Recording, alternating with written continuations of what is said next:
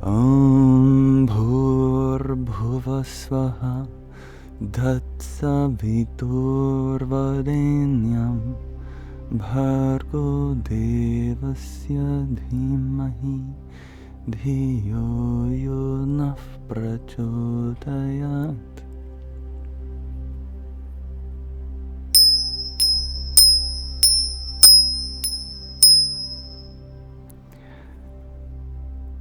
Namaskaram.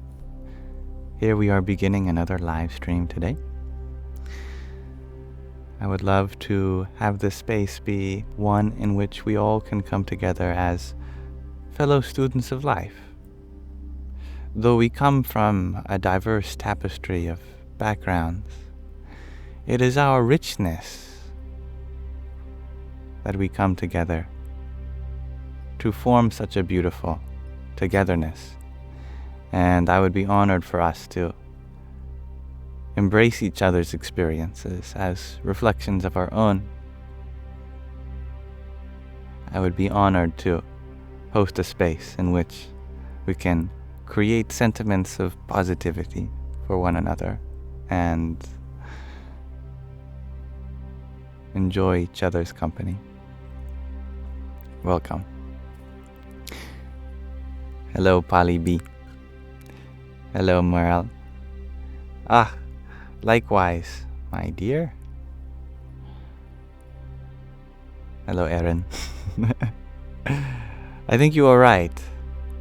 Seems as though my hair just keeps getting bigger. It puffs up. Welcome. Hello, L-Dog. I trust that you all are doing as well as you can. I would love to know how you are feeling, all of you, so I can know what kind of space I can hold for our community today. Hello, Molly Garrett. Thank you, Kent and Lisa, for the heart me. Radhe Radhe. And Greta, thank you for the heart me and your rose as well. Welcome, my friends of the internet. You are doing amazing, Kent and Lisa. Just done at the ocean. Well, I think you have to feel amazing after being out with nature. Takani, you shared that you are feeling nervous, about to receive exam results in 2 days. What more can you do? You put in your best effort, and that is what defines you, isn't it? What takes you far in life is not the results, but the intensity upon which you give yourself. You have given your all, and that's enough. Hello, Mr. Mate. Thank you, Parag. Merle, you share you've been preparing for the hurricane that's about to hit your hometown. My goodness. That is not something I have had to experience myself, but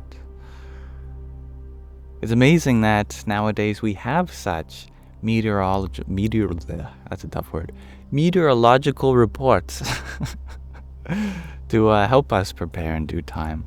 And I'm glad to know that you are doing everything you can for the safety and well-being of everyone in your home and everything important to you.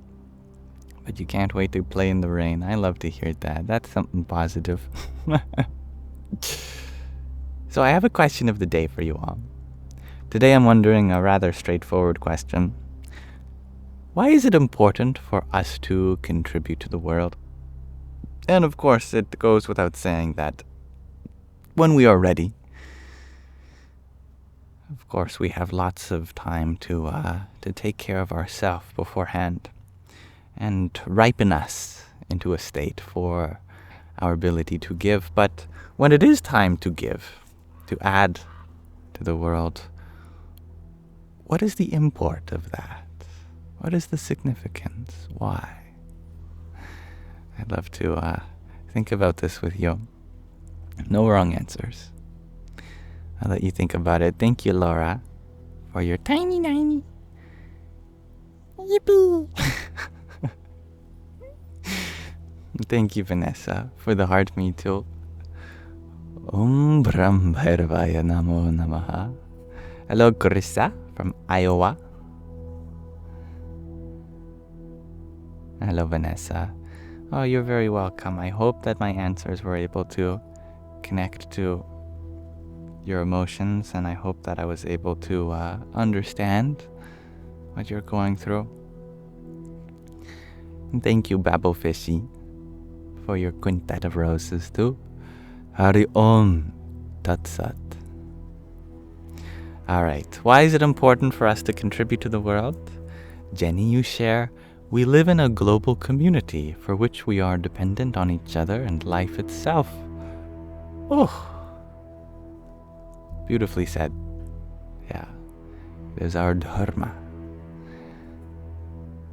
Parag, you share, so the world we can come back to in our reincarnation would have been taken care of by our previous life. Ooh, I love that twist.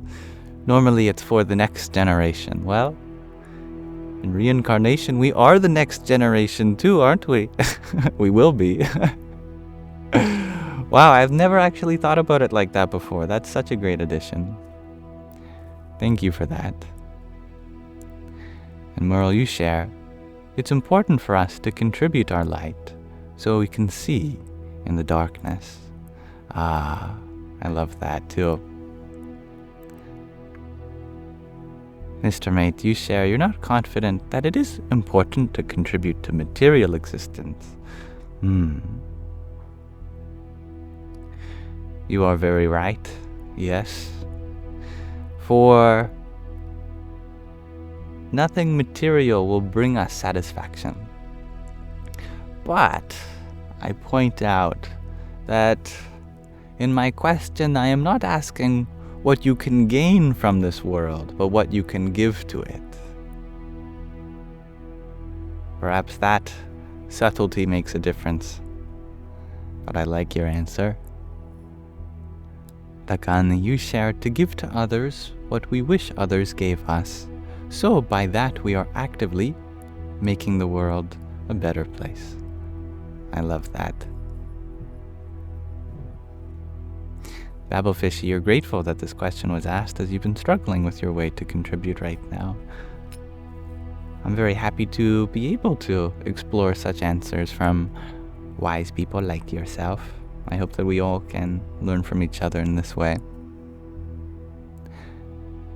Vanessa, you share that contributing to the world helps us understand that we are all one. So, eventually, we can all be one. I love that. Yes. Trees, shares Liordati. Just one word, in plural. I love trees. Trees are important.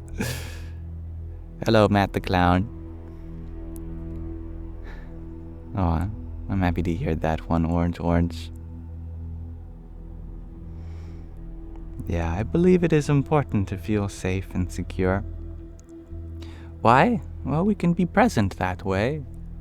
And that allows us to process things that we might have repressed, since we are often surrounded by environments that don't allow us to be so vulnerable. I thank you for finding an allowance to feel safe here.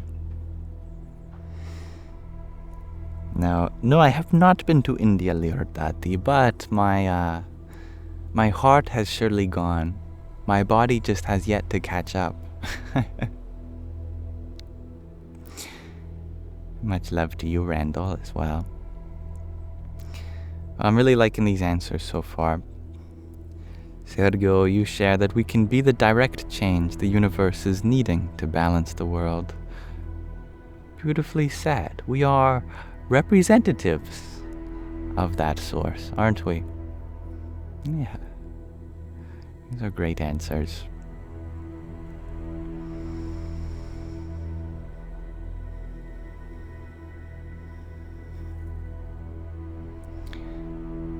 Well, I will be happy to continue to receive answers, but seems like we've reached a good point for us to move on with that. But what a beautiful exploration we've shared together.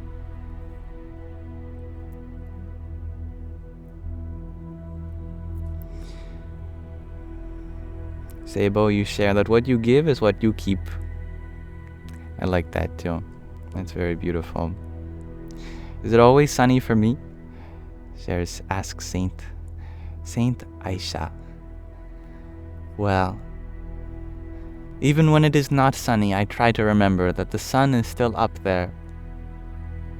Just because the clouds are in the way, or even the whole Mother Earth, does not mean that the source of light has gone forever. That way, there is always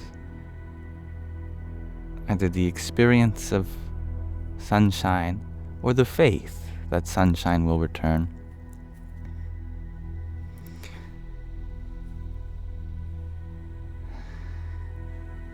I wanted to add to the question of the day that the reason I believe it's important for us to contribute to the world because it is the receptacle of all of our love. Since we have everything we need inside to be, there is nothing we need from the world. But that's not to say the world is unimportant. Yes, it is finite and temporary and things are always changing. But that is precisely the best place to give the unending source of love that we have from within.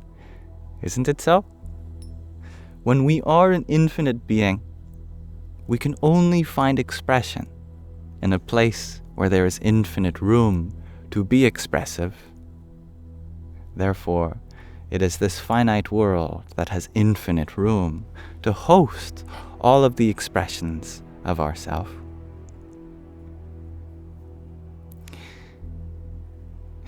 Much love to you, Cupcake. Angel. The sun is always shining somewhere. Well said, Al-Kim. And thank you, Vanessa, for your trio of roses. Radhe, Radhe. Now I would love to read from another section of The Hidden Power in Humans with you, a book gifted to me and through me to all of us by one of our viewers who sent it on behalf of their guru, who was the author of this book, Vishwar Guruji, as she calls him, otherwise known as Bharamahint Swami Maheshwarananda. He is a traditional yogi from an ancient lineage. Speaking of gurus, today we're talking about the essence of a guru. I think you'll enjoy this.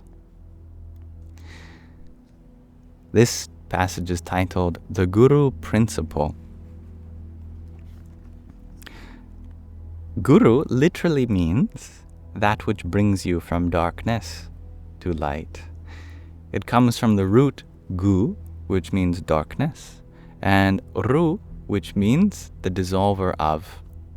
So that which dissolves your darkness must surely be bringing you into the light. So that is the etymology of the word guru. Spiritually, the Sanskrit word guru describes the principle of spiritual evolution. The guru principle is the eternally valid principle for the development of consciousness that leads the creation from unreality to reality, from the darkness of ignorance to the light of knowledge. In its purest form, this cosmic principle manifests and reveals itself on earth as a divine incarnation or a spiritual master. Just as a residential building receives its supply of electricity directly from the power station, a direct and conscious connection also exists between a realized master and the source. Through spiritual and mental work, meditation, and practice, the realized masters have attained enlightenment and become one with the divine will.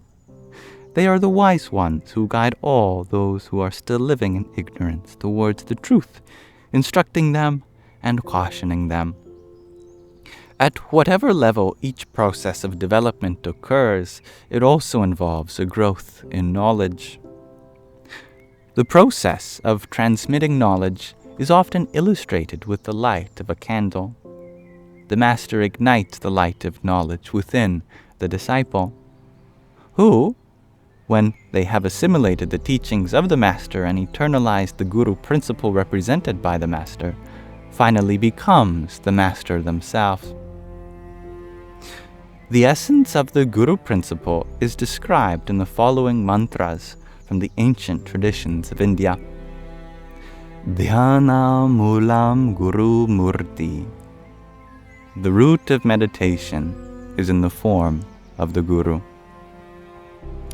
What is the quote-unquote form of the Guru?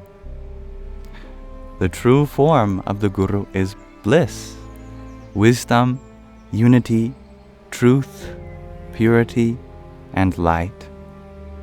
The Guru is eternal, unchanging, omnipresent, and omniscient. The essence of the Guru is a vibration of perfect, radiant, pure light. Puja Mulam Guru Padam.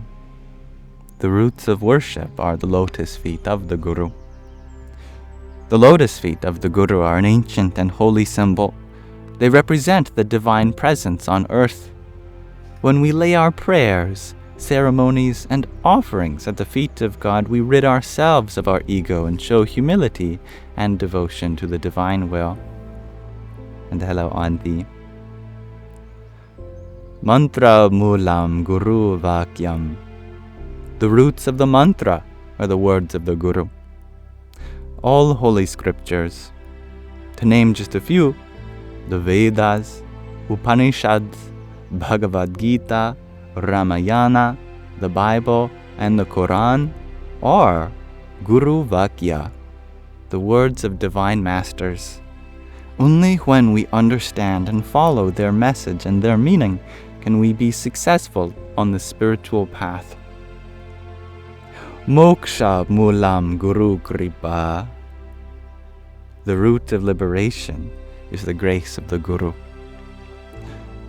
Yoga is a path that we are able to travel along independently up to a certain point. We are able to achieve almost everything through the practice of yoga. We are capable of expanding our consciousness throughout the entire cosmos, known as the Brahmanda, and can experience absolute emptiness, shunyakasha. But we are unable to attain liberation, moksha, in this way. To free ourselves from the fetters of karma and the cycle of rebirth and death, we need the help of the spiritual master as the transmitter of divine grace. Our little person is incapable of clearing away the enormous mountain of karma alone. This can only be brought about by Guru Kripa, divine grace, which makes the impossible possible. Only with the help of the divine and the master are we able to complete our journey. Divine grace is not limited to one religion or to one country. Divine saints and masters are born in every age. A true master is one who has attained unity with the divine and is therefore beyond all duality. Gurur Brahma, Gurur Vishnu, Gurur Devo Maheshvara, Gurur Shakshat Parabrahma, Tasmai Shri Gurudev Namaha. This translates to, the Guru is Brahma, Vishnu, and Shiva, Maheshvara. They are also Parabrahman, the Supreme Self. I bow before the Guru with the greatest adoration. A very old and ancient saying. Those three names, Brahma, Vishnu, and Mahesh, embody the three divine aspects of Creator, Preserver, and Liberator.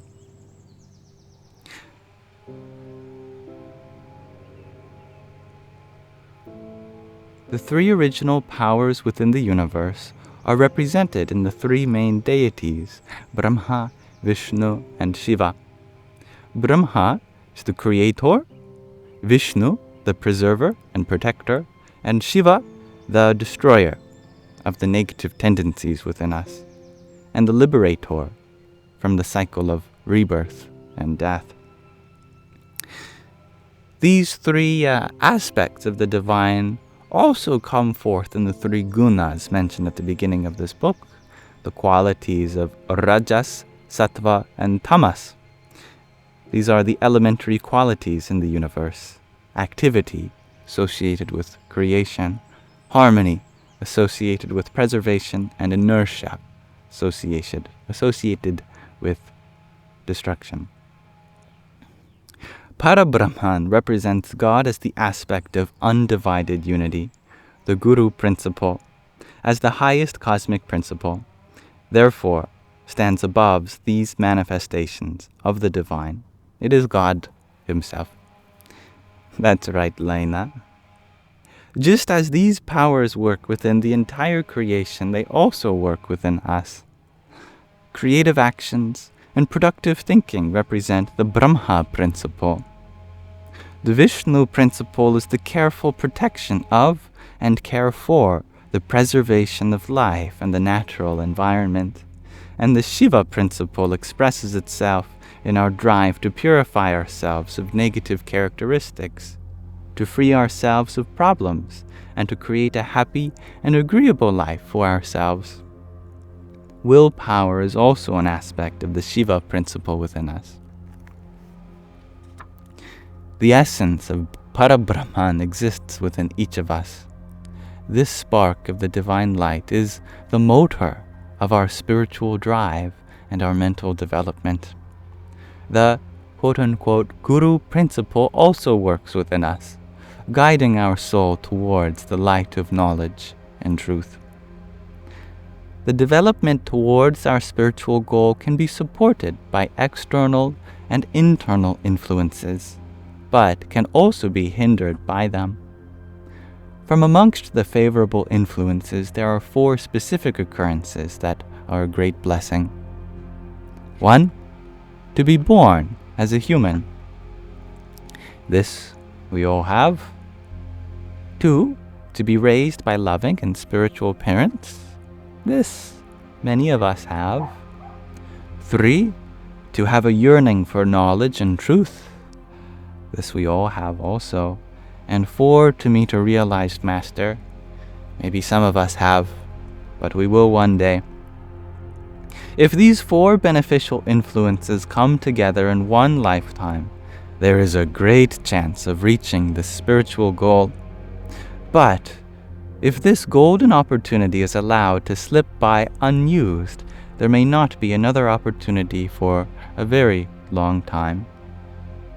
In his bhajan, Bhaituma Jagore, my spiritual master, Paramahant Swami Madhavananda wrote, "The precious diamond of a human life is not so easily bestowed. Again and again you must wander through the 8.4 million forms of existence." And Sri Mahaprabhuji said in one bhajan, "A little ant can one day become Indra, the king of heaven, but that same Indra can be reborn on earth as an ant once the fruit of their good deeds have been used up." Everyone, even the gods in the celestial spheres, are bound by time and subject to rebirth. Even though they may remain in heaven for millions of years as a result of their good karmas, this time will one day come to an end. But those whose liberated consciousness enters into the cosmos are infinite and timeless. They do not die and are never again reborn.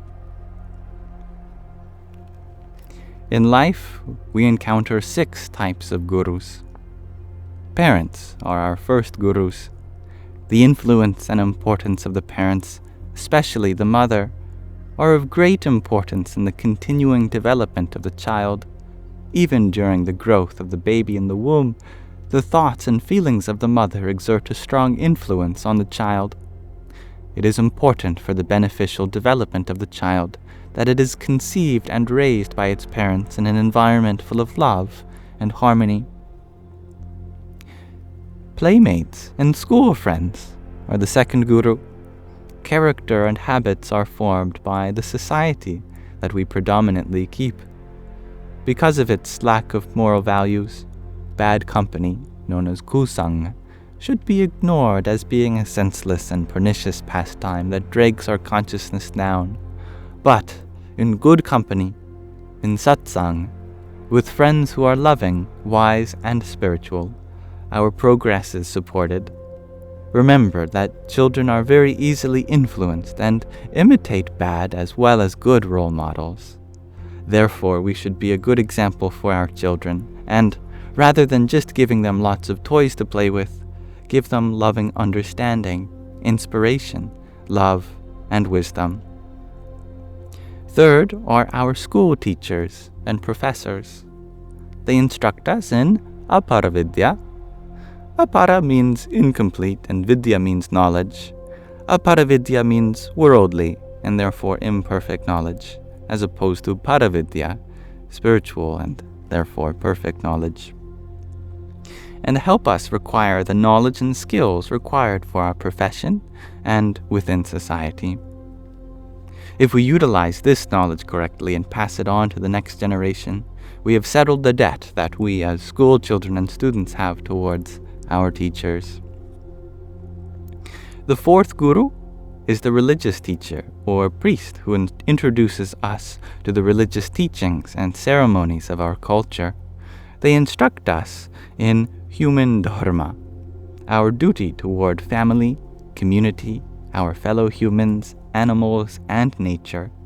It is the dharma of humans to be protectors and helpers, as well as to strive for knowledge and God realization. Unfortunately, nowadays only a few people fulfill this most important duty.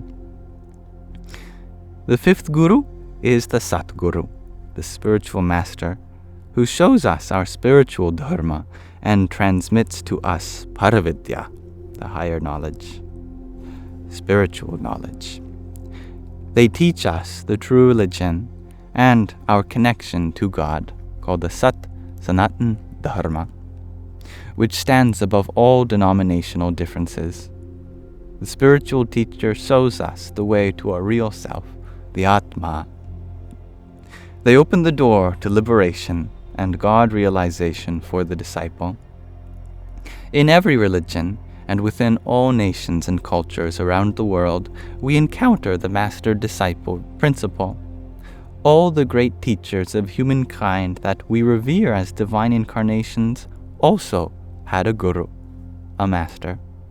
Rishi Sandipa was the master of Lord Krishna. Rishi Vashishta was the master of Lord Rama, and Rama was the master of Hanuman.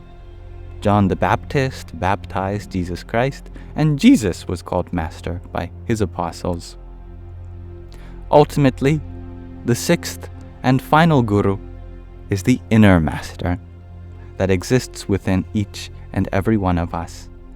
As the disciple attains mastery, they become their own quote-unquote guru, and also becomes capable of passing on the light of knowledge and wisdom to others.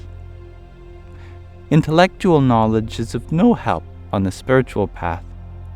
Words and books can only inspire us, but give us no real spiritual guidance. Only one who has gone before us and knows the way can guide us. If we wish to climb a mountain peak, we choose a guide who knows the mountain from their own experience, not just from a map. How can a person whose knowledge is from a map tell us what the ascent is like, what difficulties there are to overcome, and which is the best way for us to reach our goal? The only one worthy of our complete trust is Brahmanishta Shirotriya Satguru, which is a realized master who has experienced God, has spiritualized the wisdom of the Holy Scriptures, and is able to transmit this knowledge to others. They have already trodden the path and reached the goal. Only the Satguru knows the direction and how they are able to help us in every situation. God is everywhere. Nevertheless, we must seek our path to God in our consciousness, whilst simultaneously holding tightly onto a piece of string that is guiding us. In Sanskrit, this guiding string is called Guru. With the Satguru's help, the disciple will eventually reach the goal. Thank you for listening. That is everything one needs to know from the book, The Hidden Power in Humans, by Paramahansa Swami Maheshwarananda on the Guru principle. Next time, we'll talk about the set of little-known chakras called the Pashu chakras, which are the animal centers. Thank you for listening.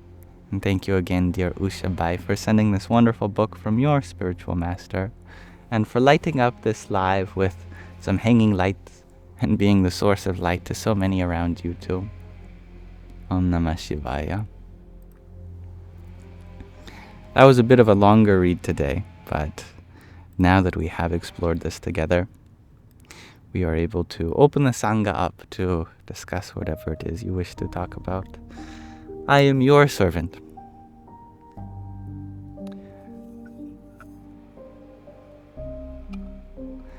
And thank you, Dob Darker, for the heart me you sent while we were reading too. Hari Om Tat Sat. Thank you, Vanessa, for another trio of roses too. Jai Sita Ram. And J-Dog to Infinity. Thank you for your trio of tiny tinies. Yippee! And Kylie, thank you for your rose. Om Brahm Bhairvaya Namo Namaha. Thank you, loving vegans, for the ice cream cone too. Radhe Radhe.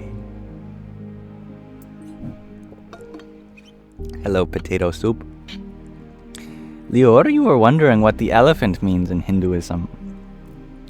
Well, the elephant has lots of symbolism, but you are probably referring to the god with an elephant head, whose name is Ganesha.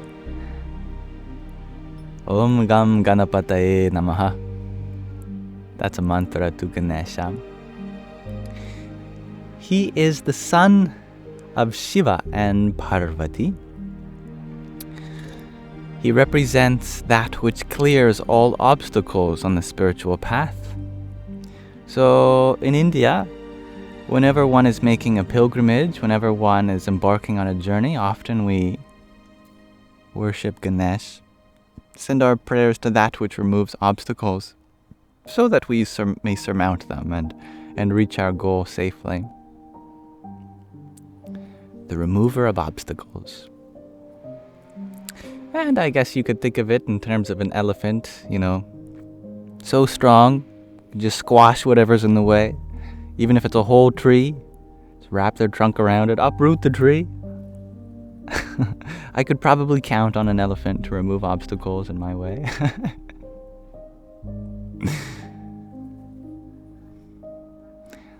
And Auntie, you share that our spiritual journey is a self journey. You've learned this in your journey. And I love how this truth that has come to you in your journey echoes across the many journeys. What is the word spirit in spirituality, if not that which refers to the self, the true self of a being which remains after death and before birth? Therefore, spirituality is coming to understand oneself.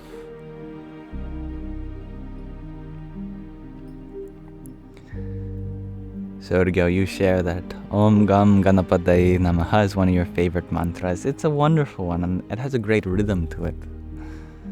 I think you will agree. Eleni, you share that long ago, when you were 17, Shiva came to you and gave you to experience 3 states of human consciousness. Om Namah Shivaya. That's very auspicious. Now, Potato Soup, you're wondering if I have any wise words for losses in your family.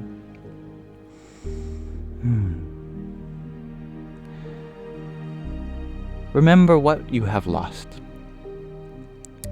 Have you lost their physical presence? Yes.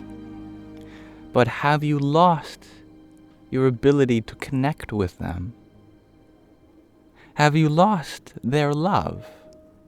Have you lost all of the happy memories with them? Have you lost everything that they inspired in you? Have you lost all the differences they made in your life? No, and no. If you count all the things you've lost compared to all the things you still have, actually, most of their being is still with you. Just a very small part is no longer here, and that's their physical body. Of course, in our society, we put so much emphasis on our physical body nowadays as nature of a person. But this only makes grief so much harder. If we can remember, as the ancient ones did, that the true essence of a person is not their body, then we can only rejoice, for they have moved on to another form, but everything good that they were able to share with us remains. In fact, it is merely an address change from their physical body to the hearts of everyone they've inflicted with love. If you remember this, then grief becomes a beautiful celebration rather than a destructive time of misfortune. But let that heart cry, well up with tears, laugh, get angry, be sad. Allow yourself to feel all the spectrum of emotions in this time, and you will come to recognize that what remains is a deep kind of love for which your relationship is now just embarking.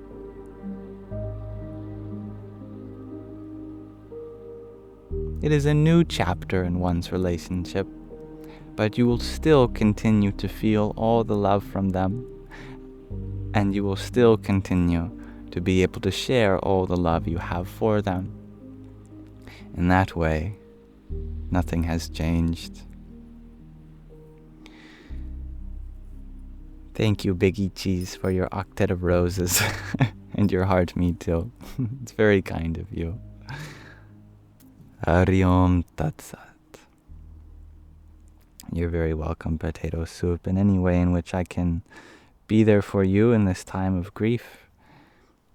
I would be honored. Thank you, James, for your heart me too. Hare Krishna. Clint Smith, you ask a very interesting logistical question. How many masters per million people? Oh, that's a very interesting question. I don't know if I have an objective measure for you. But as we talked in the book, there are 6 different kinds. Parents are our first teachers, then our schoolmates and friends. Well, that already includes most of the human population, isn't it? Including all the professors, all of the religious mendicants, and the inner guru. Well, that makes everyone a master, doesn't it? Also, I will add that someone who is a master to you might not be a master to someone else, or vice versa. So, it may not be the case that there objectively is a being who counts as a master. Because for 99% of the population, maybe they don't have anything to share. But for a couple people, perhaps, they represent everything they need. It is like the title of parenthood, that your parents might not be the parents of your friends. If they were, there's some difficult conversations to have. But that's okay, because that doesn't strip them of an objective title of parenthood, for they are genuinely your parents. They become a parent to you in the same way I think spiritual masters might be so for some, genuinely and sincerely, but not for everyone else.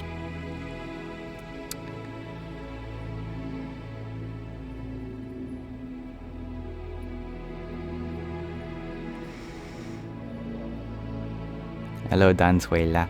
Welcome. Hello, Flo. Hello, Kuli. We're all coming in at the same time. I love that, Vanessa. You share, Guru is anyone you find wisdom in. The Lonely Traveler by Seronosky. It's a quote. That's beautiful. I'm reminded of a quote I heard from Rahul, the host of the Bearded Mystic podcast. He said that when I am asking questions, I am a student, and when I am answering them, I am a teacher. So in any moment, I could be a student or a teacher. This depends on the flow of the sharing of experience.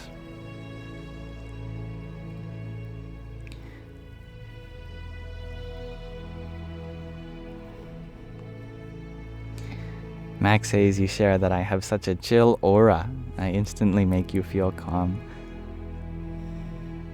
All the calmness is within you. You walk by a flower and you stop and you appreciate its beauty. Yet another person walks by and they step on it, thinking that it's a weed. Clearly the difference wasn't in the flower. It must have been in, of course, the eye of the beholder.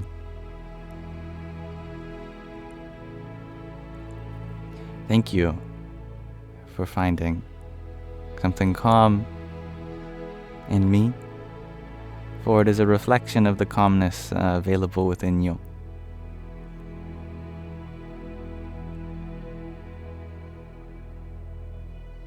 Loopy Lane, you share that we don't always have the luxury of sharing the sacred aspects of losing a loved one. What a beautiful sentiment. Wow. Yeah. It can be a very opening time. It really, in many ways, it actually calms some of the other things in life as it puts it into perspective, the preciousness of what we have.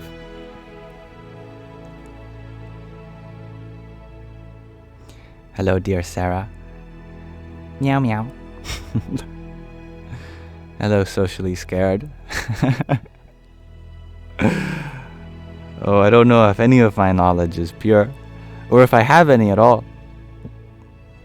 Yeah, I went to the doctor the other day, and they looked at my brain, and they said, on the left side, there's nothing right, and on the right side, there's nothing left.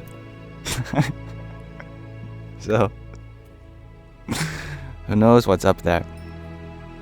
But do ask for any tips on how to be here now.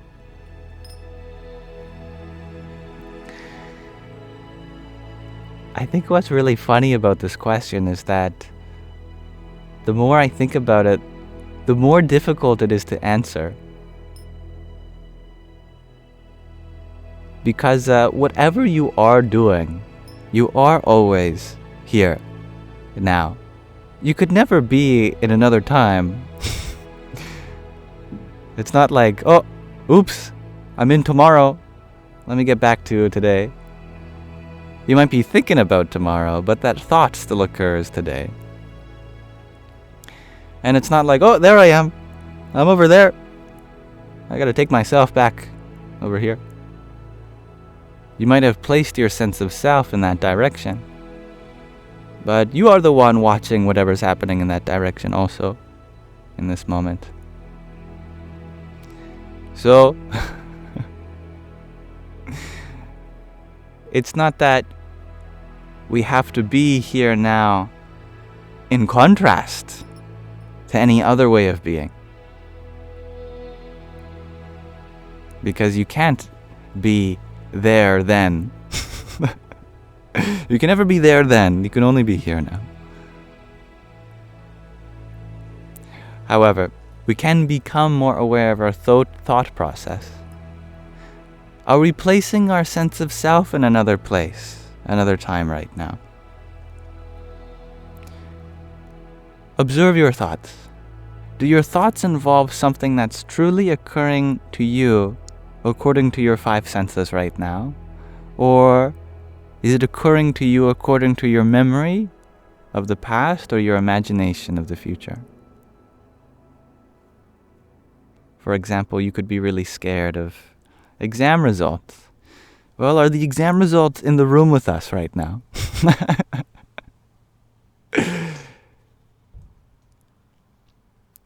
You may notice that if we bring our mind to that which is occurring according to our 5 senses, so much peace becomes available. That's the temporal component, being now. Being here means that it's not something in front of us that's defining us. We get to define how we want to be. Like, if a circumstance appears to you, and it's a one that's provoking you, one that's giving rise to anger or fear, well, what does the external circumstance have to say about your true being? We don't have to let what's there decide how we are here. There is an independence from our inner being and the outer world. Being here means that we get to decide how we want to feel in this moment. What's out there does not.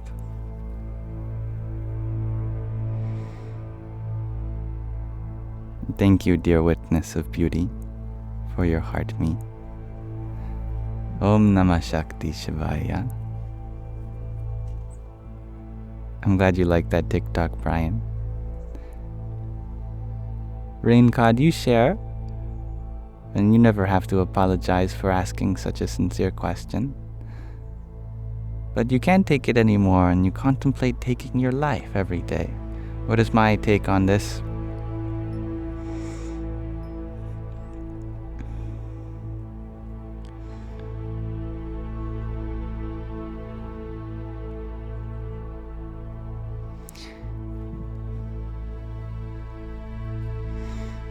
In life, we may experience trauma. We might experience that which causes our faculties to diminish in intensity. Our mind becomes filled with such thoughts of negativity. We have the freedom to entertain some thoughts or others. But no matter what you experience in life,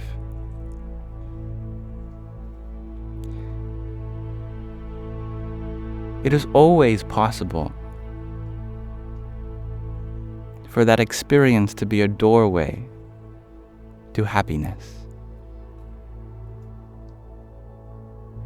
Even those who experience physical or emotional abuse, many of them grow up to be life-saving counselors or paramedics. They do groundbreaking research in fields of humanitarianism or psychology research.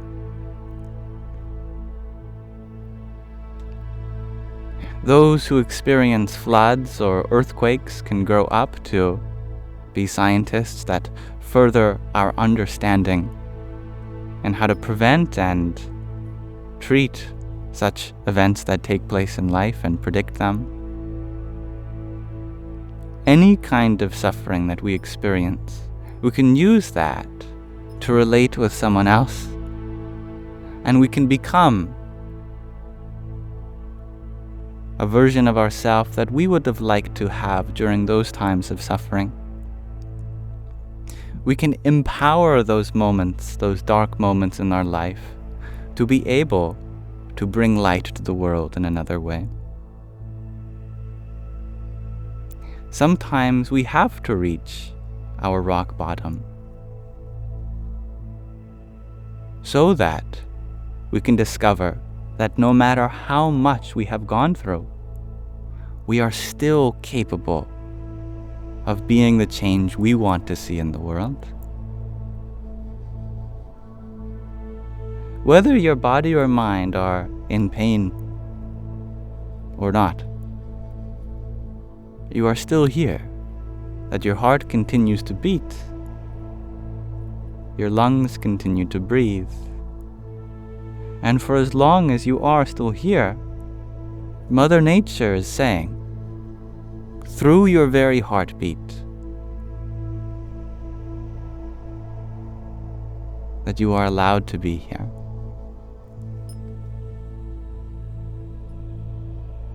That you are capable of goodness.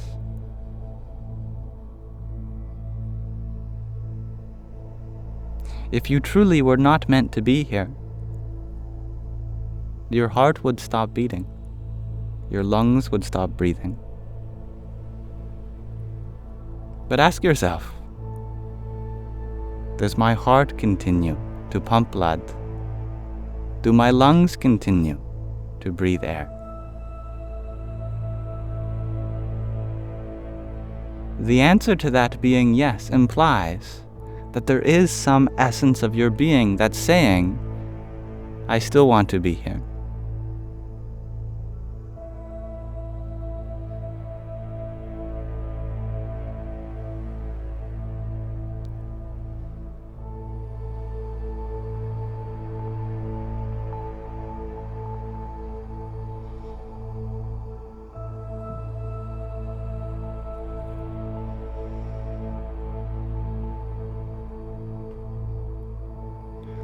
Om Bhurbhuva Swaha Tatsaviturvarenyam Bhargo Devasya Dhimahi Dhiyo Yona Prachodayat. That mantra means from the earth to the air to the celestial space. Within that we find a sun-like radiance, worthy of reverence. It is capable of dissolving darkness, an expressive power that we meditate upon. May you enlighten our intellect. I pray to that radiance within you, that you may shine a light so bright that it casts away not only the shadows in your life, but the darkness of the whole world.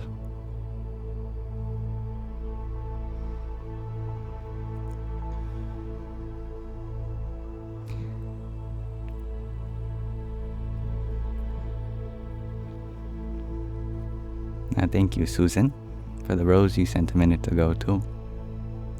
I dedicate this rose to all those who are going through pain. Hari Om Tat Sat. And James, thank you for your balloons as well. Om Dum Dargaye Namaha.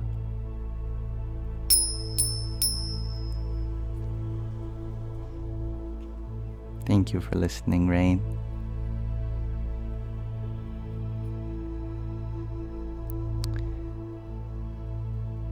Katrina, you were wondering, do I believe in the right person but the wrong time? Oh, it's serendipity, isn't it? I think life tells us that in many ways we may meet up with those we have met before, but for real this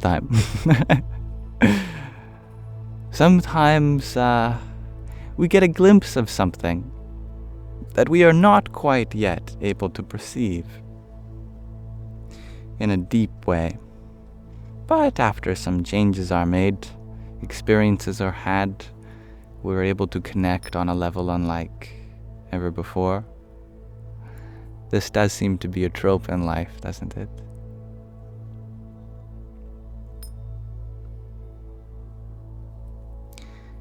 And Rain, you're welcome always to send me a message. Not on this account, however, but if you go to the link tree in my bio, there are social media icons like Instagram, Telegram, WhatsApp, or even email. And I'd be happy to be there for you in the capacity that I can.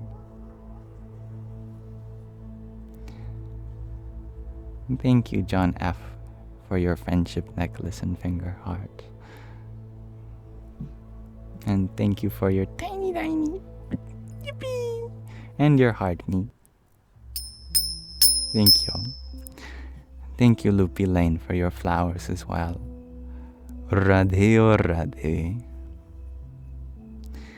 And Mehid's Pidge, thank you for the manifesting. I am manifesting lots of love to come your way.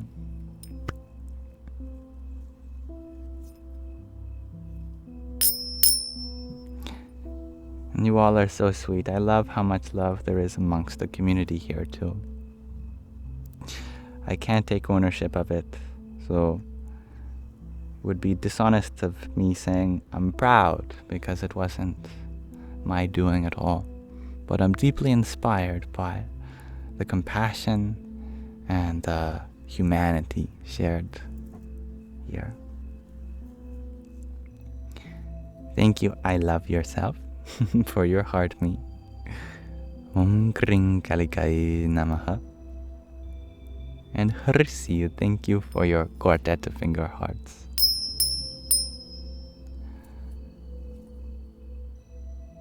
Om Namah Shivaya. Oh, thank you for sharing your unconditional love, Jen Jones. Namaste. Real human, you ask a beautiful question. Is Christ consciousness the same thing or similar to Atman? Absolutely. Yes. Paramatma, in fact. The Supreme Self. We all have consciousness. Consciousness is the Atma. Right now, consciousness works in a very passive way. We are not exercising our consciousness. We could always become more conscious. And the more conscious we are, the more we lift it up, per se. As we go higher, we have a more bird's eye view. We are able to encompass more of the world into our experience. That higher consciousness can be described as Christ consciousness, or in Sanskrit, Paramatma, the higher self. All of the divinities in the world's cultures and religions bring us towards something higher. Their goal is not to put us to sleep. In any story, it's all about awakening something within us, bringing our awareness to higher and higher reaches, and greater depths and breadths. That's right, real human, you spelt it perfectly. The prefix para, or in this case parama, it's a prefix that made its way all the way from ancient Sanskrit to modern English. We have the prefix para in English too, like in, a mount. A mount is some peak, but what is paramount? That's what's the highest part of this peak. Para refers to the highest part of something. Paramatma refers to the highest Atma, the highest self.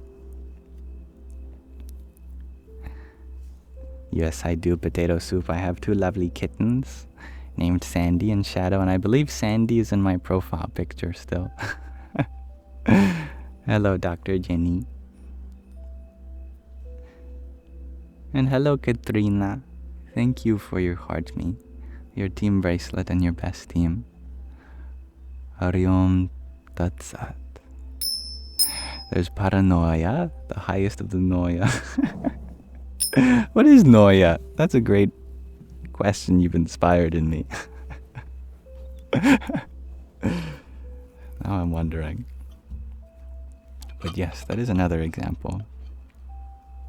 There's paranormal, that which is higher than normal.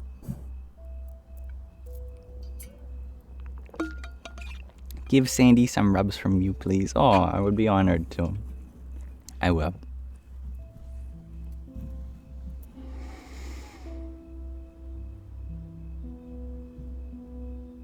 Thank you, Dr. Ginny, for your trio of roses and tiny.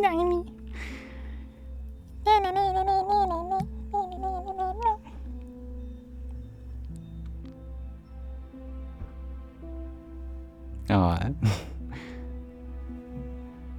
I'm happy that you see yourself in me, Christy. Susan, you ask, do I believe in God as a being, or rather a matter or energy? All of the above. As a being, God is the consciousness within all living creatures. That which gives light to the world means that which illumines our five senses. As matter, God is the whole universe. Mother Nature, Mother Earth, the sun, the moon, and the stars. As energy, God is the very background upon which all things arise, persist through, and return to.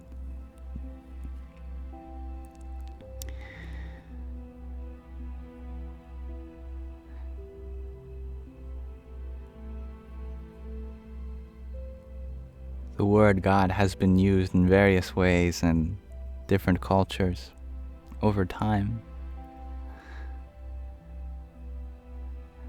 We have forgotten that when we say God is the ultimate truth, what we mean is that everything is that divine radiance. From your body, mind to conscious spirit. From the moon to earth, to that starry sun.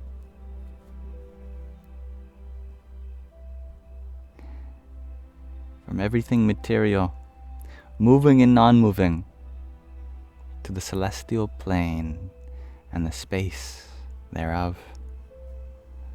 All is but an expression of one undivided source.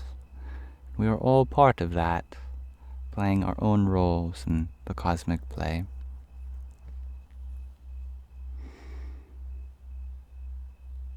Thank you, Gule, for your rose. Radhe.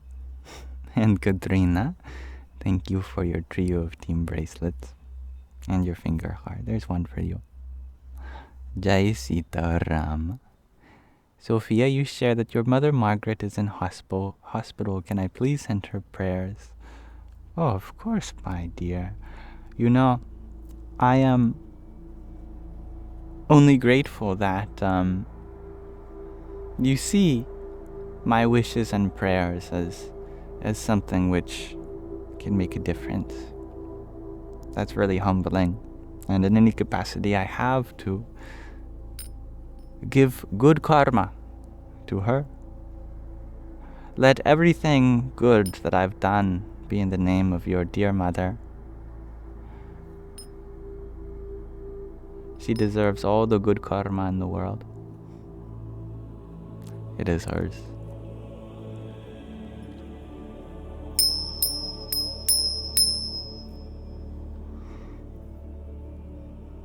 Thank you, Marla, for your rose. Om Namah Shakti Shivaya. Dr. Jinni, you're wondering if I saw the portrait that Don Suela painted of me. I did indeed. She sent it to me a few days ago. And I got to share it on my live yesterday. And it's deeply humbling to be portrayed in such beautiful light. Literally, be painted in such light. And I'm also so grateful to have a wise mother and artist like herself here in this community.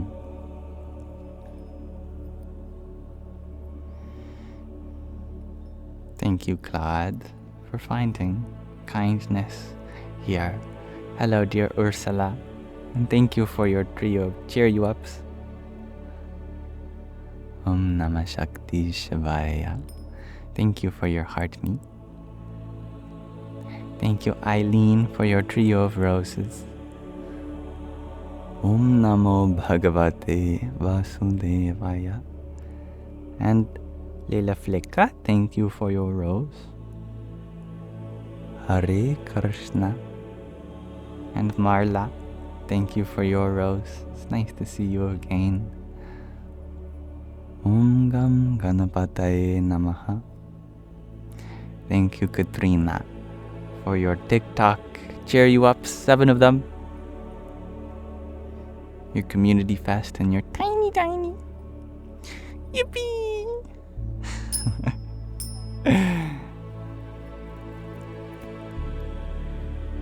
Radhe Radhe. It is very beautiful. I agree, Dr. Jenny. Leo, you're wondering if I believe in angels. There is a precise scientific understanding of the levels of being. We have 3 bodies: a physical body, a subtle body, and a causal body.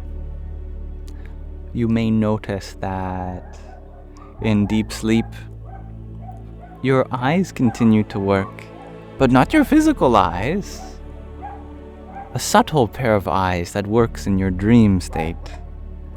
So too the same can be said to your ears and nose and tongue and skin, since you are able to experience all of the 5 senses in dream. Even when outside physically your eyes are closed, there's nothing in your mouth, your room may be silent, and etc. So, there are parts of your being that exist non-materially, subtly, and there are even more subtle components, part of your causal being.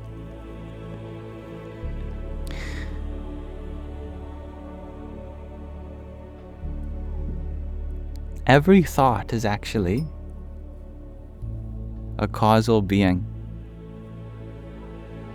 We have enough of them together to form our mind, but our mind really is just a hub of causal beings to come and go.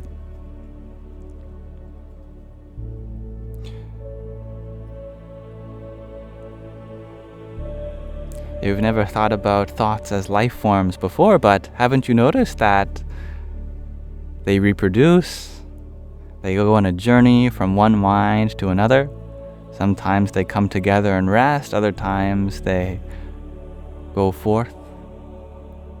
Some thoughts are in conflict with another, some thoughts are in harmony. They are very subtle life forms, these thoughts, these mental forces. When we have a highly energetic, a very peaceful thought come to us, then that means that we have been possessed by an angel. Because an angel is nothing but this subtle being going from one mind to another, no physical body of their own. Likewise, when we engage in such a peaceful thought, sometimes other people tell us, "Oh, you are like an angel." What they are acknowledging is that we have acted upon an angelic thought, a subtle life form that has entered our being. And on the contrary too, when we say someone's possessed by a demon, What we mean is that they are acting on a life form that is in lots of pain and suffering that has entered into our being.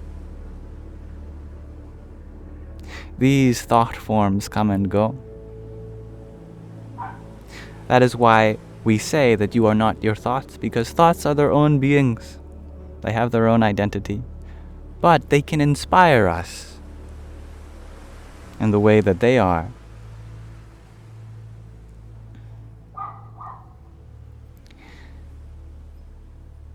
Thank you, Sophia, for your rose. Hare Krishna. And Katrina, thank you for your tiny tinies.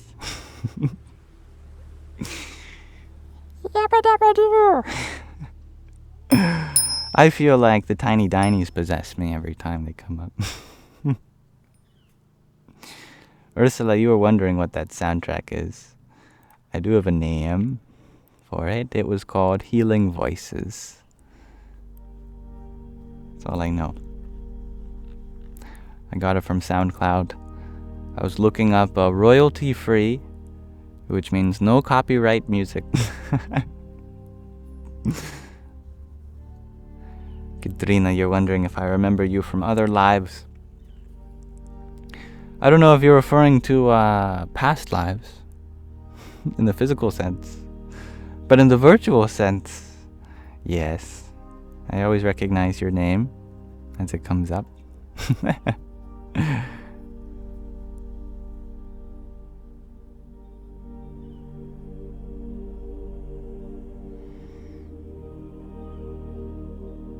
Loopy Lane, you share avoiding thoughts and meditation is like tiptoeing through a herd of sleeping elephants without waking any.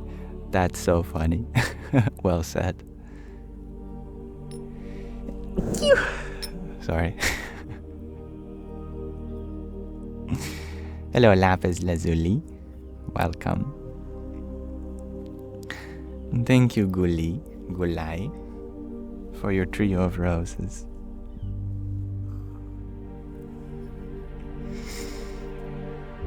Om Sum Saryaya Namaha.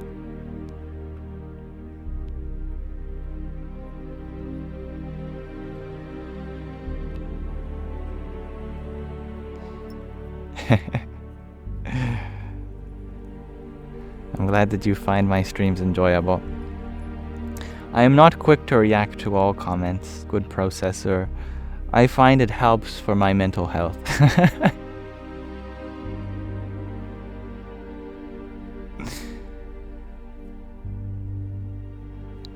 Good night, Eleni. May you have blissful dreams and may you wake up in peace.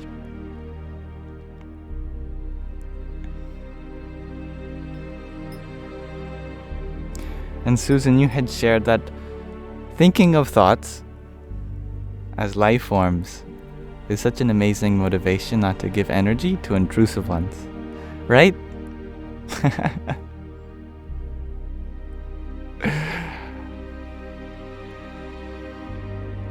At the same time, when there is a thought that feels like it's in pain, you know, the thought itself is suffering, but not you, we can hold that thought with compassion, as if it were like a child.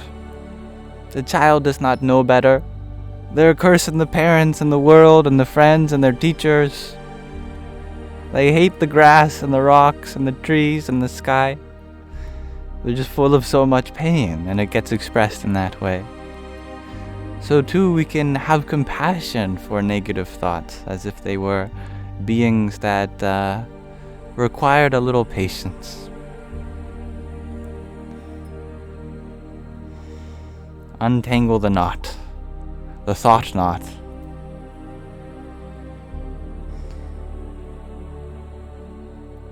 Lapis Lazuli, you're wondering if I have other platforms. Yes. All of them are linked in the link tree in my bio. There you'll find social media icons, like for Instagram. There's also a link to my YouTube channel, where I upload all of these lives.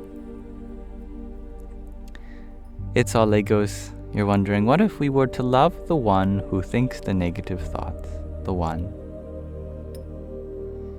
Of course, yes. We should give our love everywhere, especially to sources of negativity. What negativity really is, by definition, is a place that could use some more positivity. Isn't it so? Negative attracts the positive. Positive attracts the negative. Why? Being a source of positivity, we have to put that positivity somewhere. No need to give positive to that which is already positive, isn't it? If you do, it'll just distribute. You take two things positive next to each other, they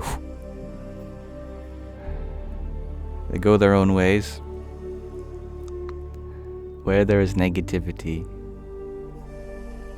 we shall give positivity. Gulay, thank you for your rose. Brahm Bhairvaya Namo Namaha. I'm happy you love this concept, Dr. Jenny. Oh, you're very welcome. And don't thank me. That thought came to me. It was a very meta thought, wasn't it? It was a thought about a thought. Then again, most thoughts are about other thoughts. Very few thoughts are about anything other than other thoughts. They compound in that way. Thank you, James, for your balloons. Hare Krishna. And thank you, dear Amma, for your finger heart. There's one for you. Jai Sachitanandam.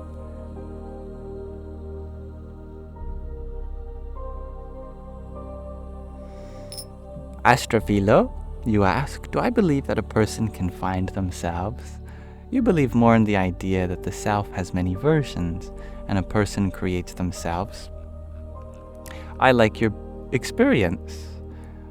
Absolutely, we have so many ways of expressing ourselves, and all of them are just as valid. All of these expressions come from a unified source within us, called Atma in Sanskrit.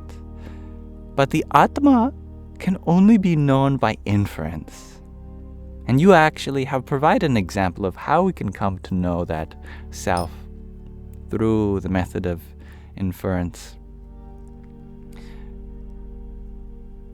That true self within you is but a witness of all that comes from you. That which sees all but cannot be seen, that which hears all but cannot be heard. Being a witness almost categorically differentiates yourself from everything that can be witnessed, and therefore you cannot find yourself in the same way you'd find a pair of sunglasses on the ground, or in the same way you'd find something else you've lost in life. Because the one that is doing the finding, that you are. The one that is doing the seeker is what you're searching for. It's like how a magnifying glass cannot magnify itself. You cannot look through a telescope and find the same telescope you're looking through. You cannot get a knife to cut itself. You cannot get yourself to become known by yourself. That's at the highest level. But we can infer with our intellect the existence of a source of our being. Because we have so many ways of expressing ourselves, that implies that there is some shared place in which all of these expressions come from. And it seemingly is a place that is inexhaustible. No matter how many ways in which you do express yourself in this world, there's always another way. You never run out of uniqueness. There's something eternally personal about where it all comes from.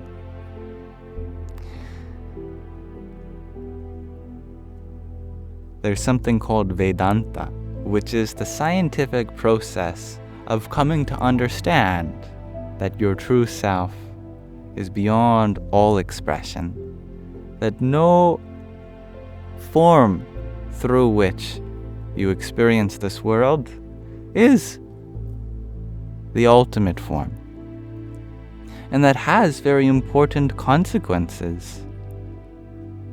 It implies that what we are is eternal, that it cannot be exhausted, that it cannot even die, and it doesn't take birth. And this has practical implications on how we convey ourselves too, because the more we understand this, the less we are feeling self-preservative. Like we have some sacred resource that could be taken away from ourselves. If we understand that Atman to be beyond any expression in the world, then there is no reason to really get upset with anything that happens in this world, do you?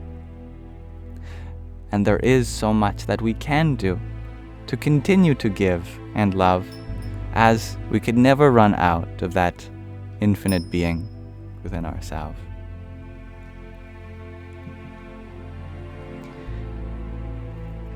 Thank you, Serenity Space, for your community fest and your pair of roses you sent a few minutes ago. Oh, I don't get it. I don't get it what you see in me that's worth such generosity, but all I can do is thank you and use it as a reminder that there's something worth continuing to pursue here. Hare Krishna. And Gule, thank you for another community fest, my friend. Om Namo Bhagavate Vasudevaya. Nini, you ask a question. How do we fight the ego? How do you fight the one that's fighting? My friend, your wish to fight, that is the ego. Instead, look to make friends with everything. Fighting implies that there's some contradiction here. Fighting implies that we have something to win, and there is something to lose. It is the nature of the ego to think like this. If instead we go forth with compassion towards everything, including our very own sense of self, we call the ego, only then can we live in harmony within ourselves. You can look in all of the sacred scriptures. None of them require you killing or destroying your ego. Your ego is one of the 4 anthakarans, which is an ancient word referring to the inner faculties of your being. There are 4 of them. There is the manas, the mind, the buddhi, the intellect, the ahankara, the ego, and the chitta, the consciousness. They all have an important role to play. In fact, they form a hierarchy. The chitta, the consciousness, is what informs the ego, the ahankara.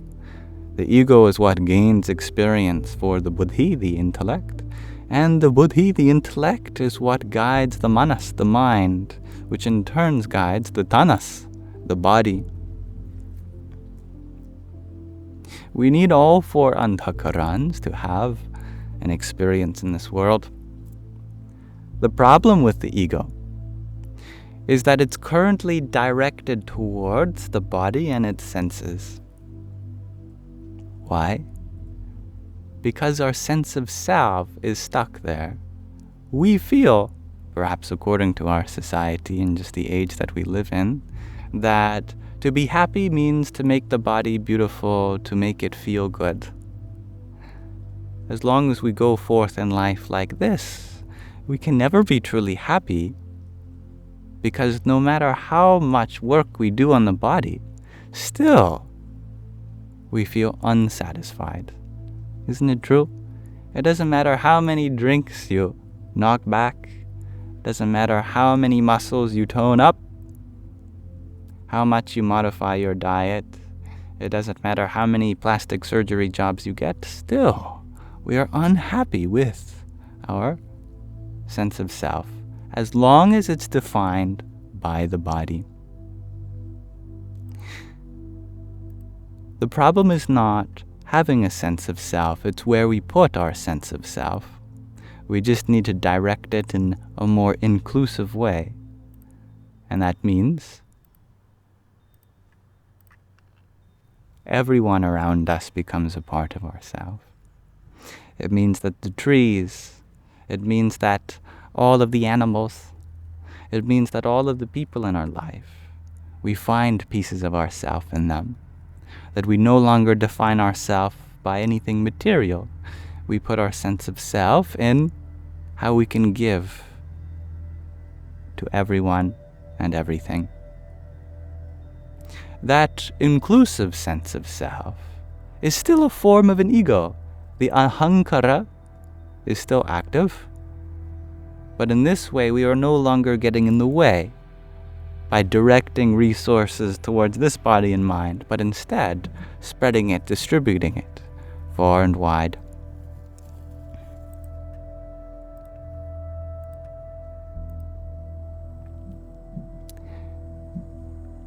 It has been a bit of a trend in the last few decades to look at the ego as an enemy. And this has come from a misinterpretation of traditions like Advaita Vedanta, which posit that the ego is illusory, and therefore it's something to be eradicated. But actually, if we look into these traditions, no master of any tradition, especially even in Advaita Vedanta, said that the ego is your enemy. Actually, your ego is your best friend, because it's the control point for the whole human system. Ego literally means the place in which we find ourselves. The spiritual path is all about finding oneself. All we have to do is look for it in the right place. And we look for our sense of self authentically in everyone and everything around us, instead of this flesh and bones which sleeps, decays, and dies.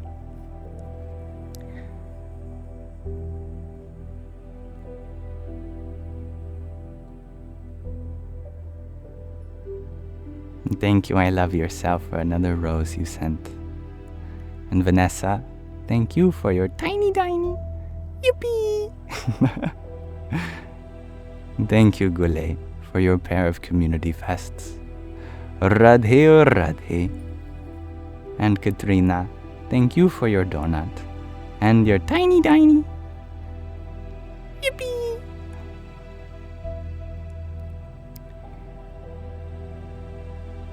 Patrick, you are wondering, how do you begin to find yourself?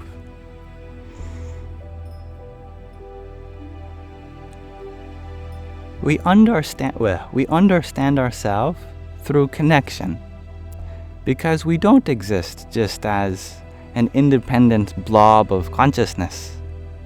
We have a purpose here, and that purpose relates to other life forms.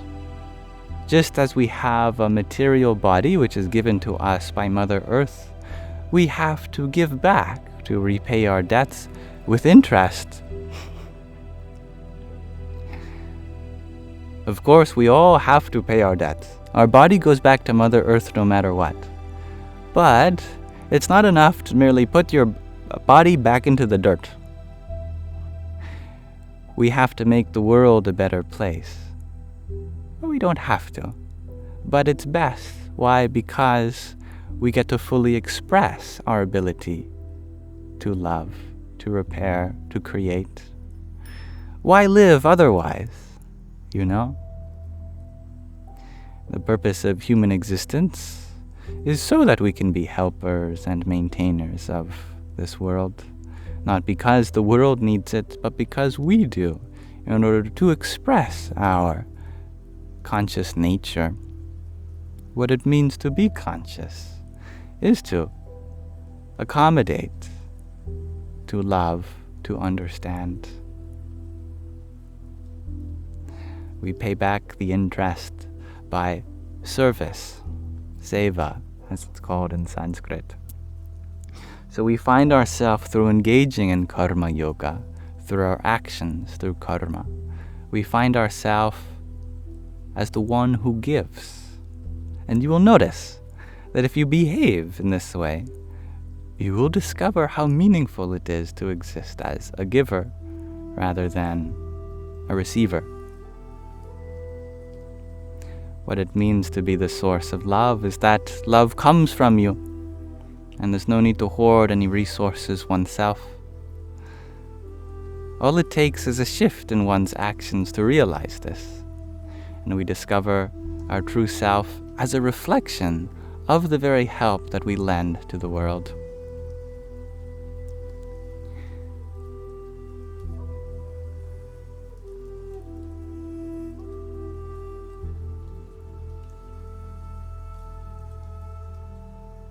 Patrick, you ask, is it good enough to be kind and considerate, or is it our responsibility to actively do more? We can always do more. In fact, it is a great virtue to realize this. Humility means that nothing we do is enough. But not in the self-deprecating way, in the self-inspiring way. It means that there's always something more that we can help with, and that brings out even more and more of our ability to help, our potential to make a difference. Kindness and consideration are not just binary states of existing or not existing. They are infinite continuums that continue to get deeper as we practice them. In other words, one can always be more kind. There is always more consideration possible.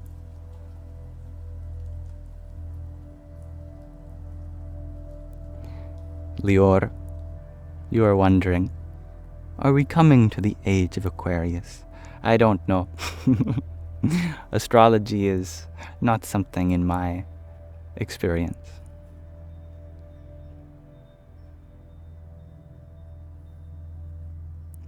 Astrophilo, you are wondering, what does discipline mean to me?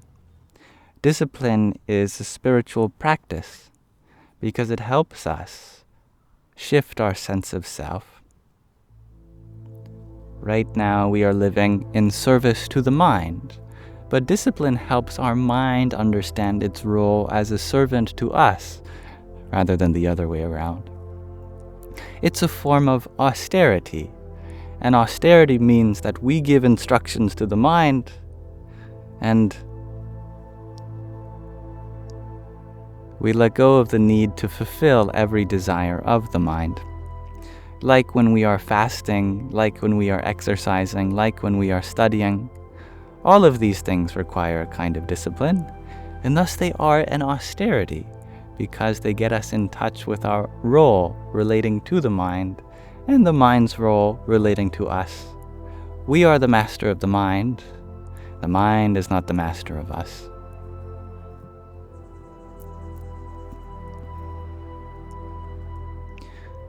In some sense, the biggest problem that we face in human life, even as a society, is that we are running around as a bunch of minds giving instructions to the conscious experiencer. But it is not a way to be, because the mind itself never feels satisfaction, no matter how much service we lend to the mind, no matter how many thoughts that we satisfy. There's always something more. And that something more can be a blessing if we understand the role of the mind as a servant rather than a master. As a servant, that always more mentality means that there's always something more we can do, and then it becomes a great blessing. So discipline helps us have a healthier relationship with our own mind.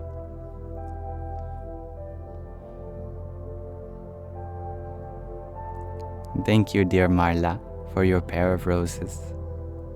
Radhe oh Radhe. Thank you, Gule, for your community festival. Hello, TAISMR. Welcome back.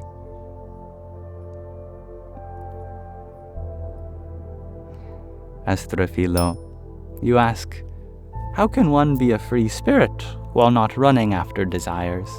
Can desires be shaped by the mind?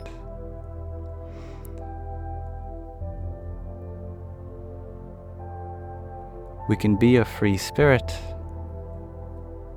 by not running after desires. Desires are what imprison us. So many of us are held captive by our own desires.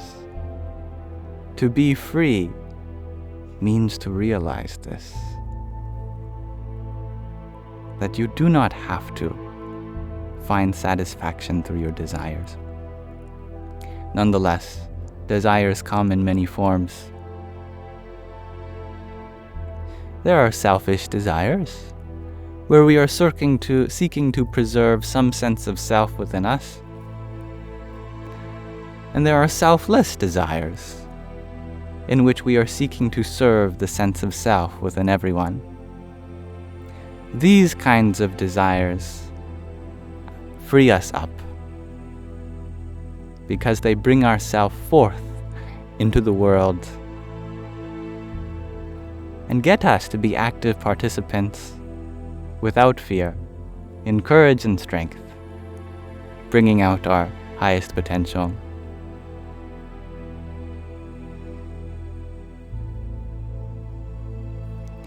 Thank you, Gule, for another community fest. TAISMR, you share that just for today you've decided God is a mirror, Yam. I love that. And I would love to check in with you at the end of the day and ask you, how has your understanding of yourself and the divine changed as we make this very beautiful and profound assumption? I think that is a true mark of a spiritual seeker, that we're willing to experiment in our perspectives and then see firsthand which leads to the highest truth.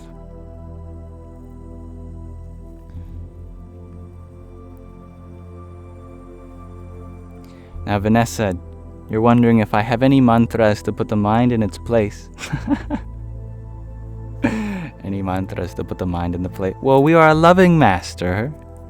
Yes, the mind is a servant and we are its master. But that doesn't mean it's a slave and we have to put it in its place. No, the mind has a sense of autonomy. That's why it's able to refuse instructions.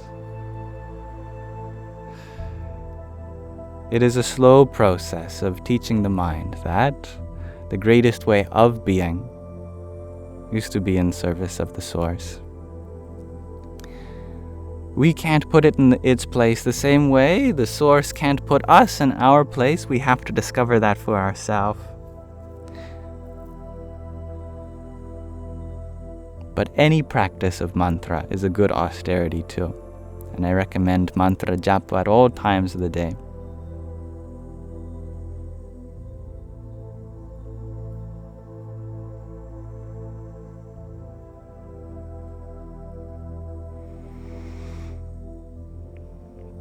Now, Patrick, you had asked, what if your kindness gets taken advantage of, like in your case? Not that you do anything about it. In your case, and in everyone's case, if we give to a place that gets taken advantage of, is that really kindness? No, seriously. Because if we are only increasing a self-preserving mechanism in someone that's unhealthy, that would be unkind, isn't it? If we are being an example of validating the suffering that someone inflicts, as people use the kindness as a go-ahead, as a green light for their bad behavior, is that truly kindness?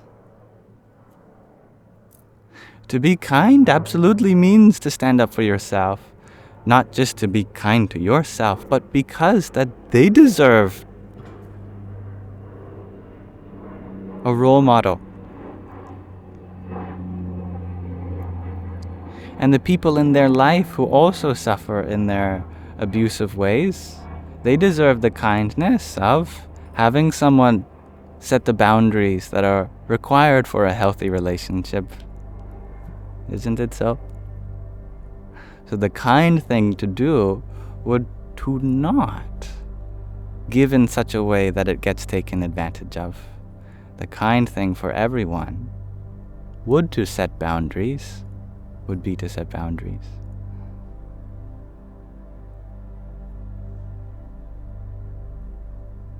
For the greater good.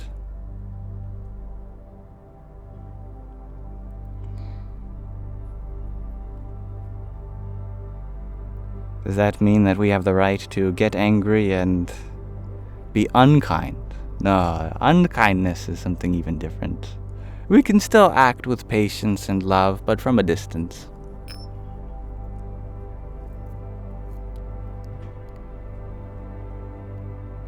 And Thomas, you were wondering, how do you get happy when your ego is satisfied not being happy?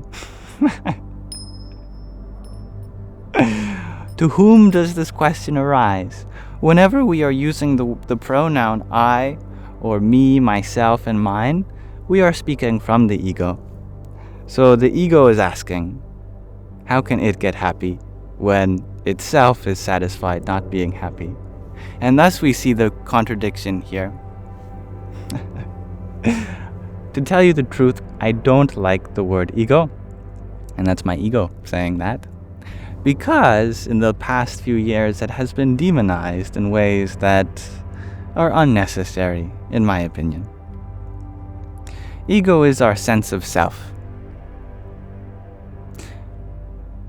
Because we are infinite beings, having a human experience. At the human level, we can never have a fully fledged sense of self that accommodates every aspect of our true nature. In this way, there's always something for our ego to improve upon, for our sense of self to expand into. We just have to shift our perspective from this being a burden to a very deep blessing.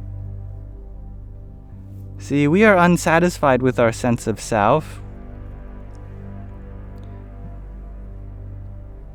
as a reflection of the fact that our true self is so much more. But that's okay, because at the human level we are not here to be infinite. All at once, that would preclude the possibility of being human at all.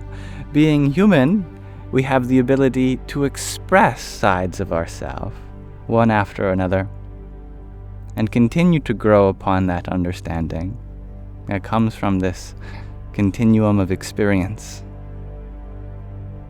So let that not be a burden, this sensation of dissatisfaction. Let it be a blessing and a reminder that your infinite self always has more to express, that there's always some aspect that we can expand upon.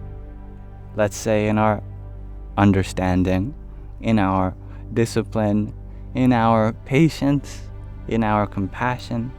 These are all aspects of our infinite nature that we can never fully incorporate into the human experience, but we can continue to chip away at and get closer and closer. Let that infinite journey be blissful. Worry not about the destination, but be inspired that there's always something more to do.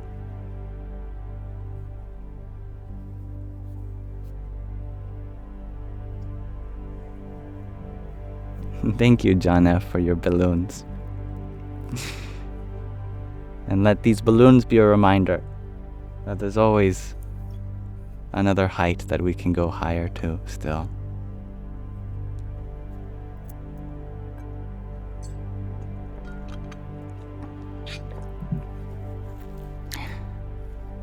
And that is a beautiful reminder, Trent. Never let a situation determine your destination. And Astra Filo, you're wondering if I would recommend to someone who wants to be spiritual what I would. You've read books, but knowledge without practice is not beneficial. You want to go deep, but it has been difficult. Yes, this is the nature of well, see, in the Bhagavad Gita, this is a great book that you can read. There are 3 forms of yoga, 3 practices that take you to the ultimate. Karma Yoga, Jnana Yoga, and Bhakti Yoga. The most appealing of which is probably Jnana Yoga, to people who pursue truth through intellectual means. Jnana means knowledge. And in fact, that funny sound at the beginning, nya, nya, it's a J next to an N. And that appears as a G next to an N in Gnosticism, and the K next to the N in knowledge. So the etymology of the word knowledge actually comes from this funny word jnana. But Jnana Yoga is the pathway to the ultimate through knowledge, through studying scripture, through listening to talks on it, through meditation. But the most important aspect of Jnana Yoga is the 3rd stage of realization, nididhyasana, which means making it practical. We can do as much shravana, which is listening or reading, and we can even do manana, which is thinking about it, debating, intellectualizing. But it doesn't become a part of our experience until we perform nididhyasana, which is making it practical. How do we make it practical? Well, that's where the 2nd of the yogas come in, Karma Yoga. You've heard of karma before, meaning action. This is the yoga of action. We make it practical by changing our behavior to reflect the knowledge that we've gained. What we do is we ask ourselves, if I am the Atma, the true self, beyond this body and mind, then how should my behavior reflect that? Well, it means that I should be in service to that Atma, not only in my body and mind, but in the body and minds of all beings around me. It means that I should have a sense of courageousness, even amidst fear, since nothing can truly harm me. It means that I have nothing to gain in this material world. I only have something to give. And we might change our behavior first based on just deduction, that we've concluded that we should do this through our manana. We make it practical through nididhyasana. But once we start seeing the results of our actions based on this knowledge, it becomes a practical realization.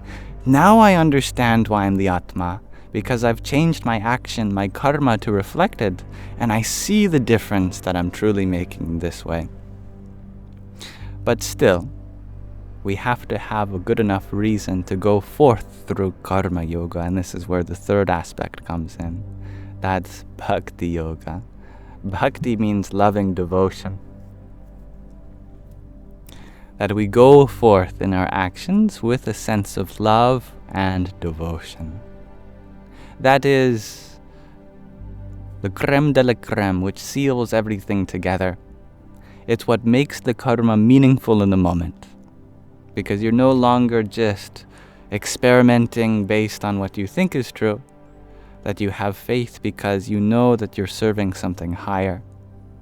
And that bhakti is probably the highest form of those 3 yogas, because it leads to more and more karma, more and more jnana, action and knowledge on the path to the ultimate.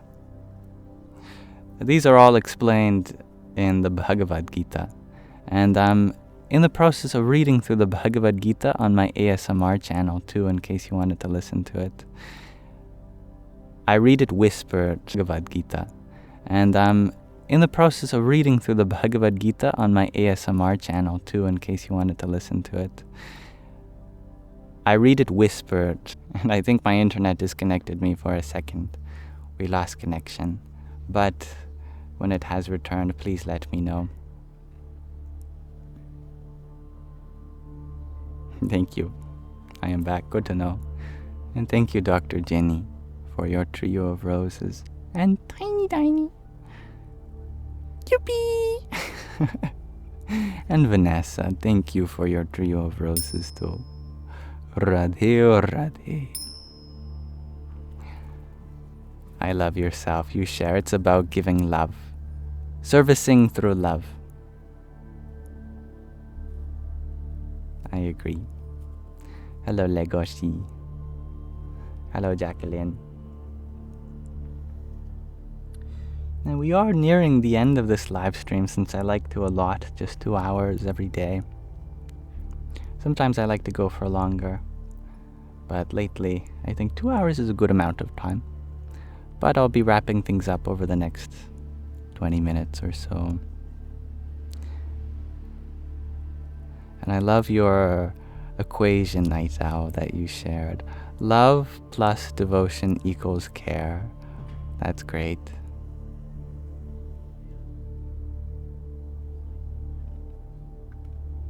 And I love yourself, you share. Your true self is not about gaining material gain. However rich, realize you create happiness. Joy or misery, the source is within.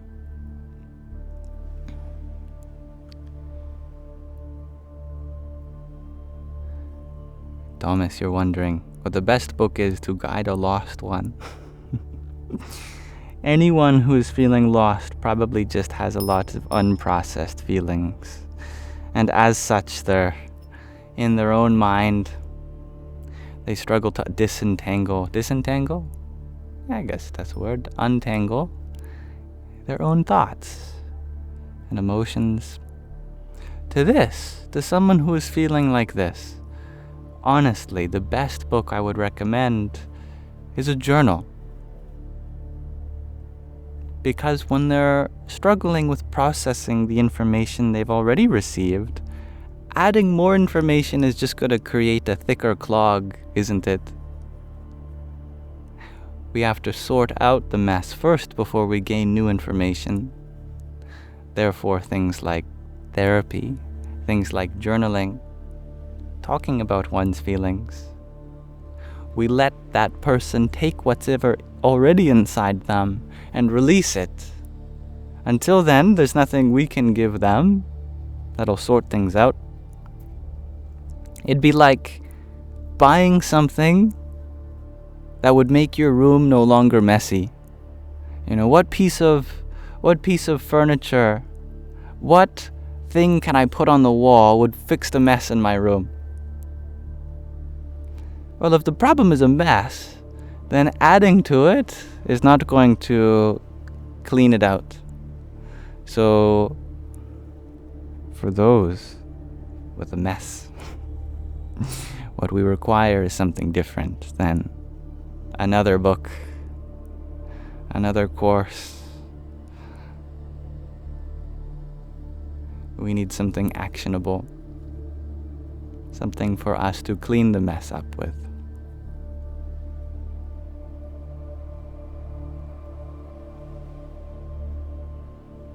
Thank you, Gole, for your rose.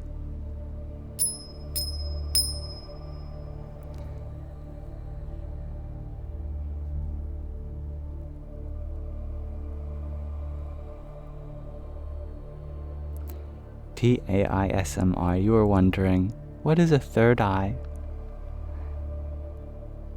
As Legoshi said, our third eye is our spiritual connection. It's a bit of a metaphor, because of course we don't physically have a third eye here. But it feels like we are a third eye, because we have two eyes, but we don't have to somehow run from one part of our mind to the other to look through one. Okay, now I'm seeing through my left eye. And we run all the way over to the right eye. Okay, now I'm seeing through my right eye. And then we run all the way over to our left ear. Now I'm listening through my left ear. And we run all the way into our tongue. Oh, now I'm tasting. See, all of our senses, they convene at a third point, you could say. An inner sort of eye. That is why we are able to see through both at the same time. And because our eyes are looking out like this, then metaphorically you could say that they convene at the center of our head. And that's where we feel our sense of self, like a third eye, shooting throughout both eyes, through our ears, through our tongue, through our nostrils, through every cell in our skin. Our third eye represents our awareness. The eye of the eye, the ear of the ear, the mind of the mind, the witness, the observer. And the more we awaken to this fact, the more conscious of life we become, the more we realize that is the true essence of ourself and everyone. We are here to experience, to witness.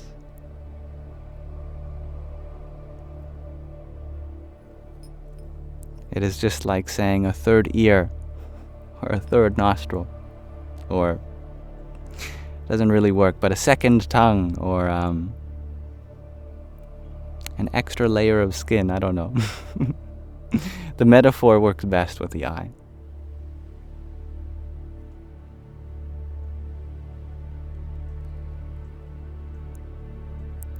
Teresa, you're wondering, do I have any tips staying calm when overstimulated?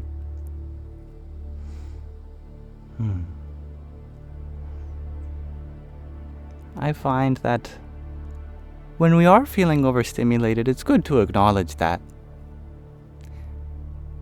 Ironically, one of the easiest ways to get overstimulated is to ignore the fact that you're overstimulated.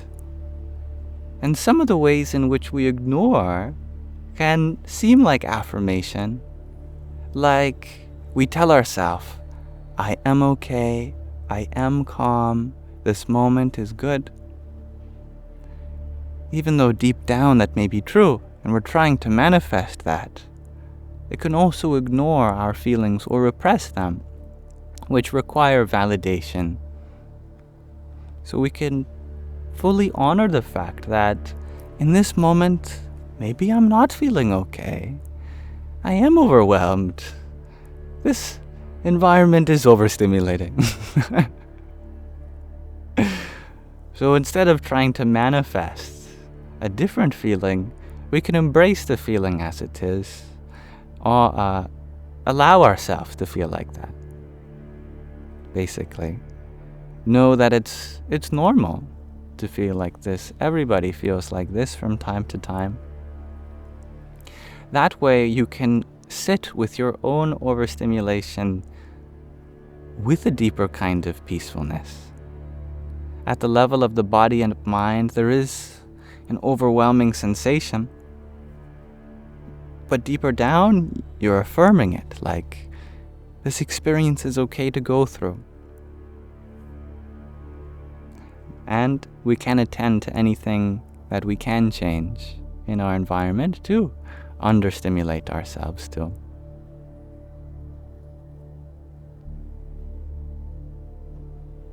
Thank you, dear Gule, for your pair of roses. Om Namah Shivaya.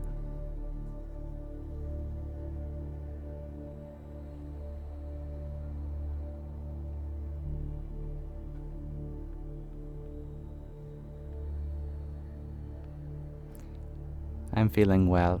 Thank you for asking, Marmander. How are you feeling? And how is your dear cat Fish? And thank you, Jenny, for your trio of roses. Dum Dargai Namaha.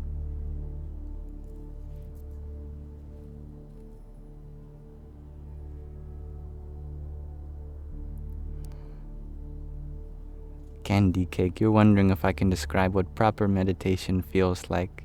I don't know. I am not one that usually sits down to quote-unquote meditate.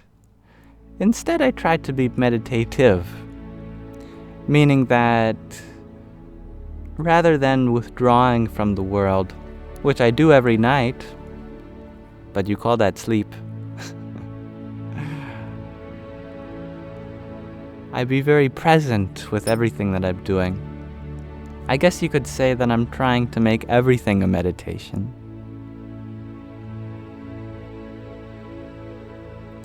I believe that meditation is helpful on the spiritual path, but it's the meditativeness that is essential, and that we can do at any time, at any place.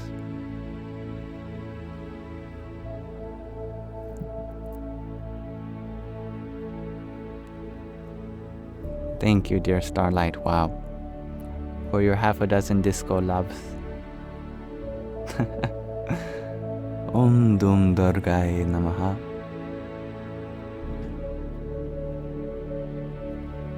You are feeling well, Mermander? You all built him a cat ladder, so he is a happy boy. Working on getting him an appointment. I've been doing homeopathic treatment for him too in the interim. Oh, I'm so happy that you have so much love for your dear fish. Fish is a divine being, here to bring that out of you, isn't it?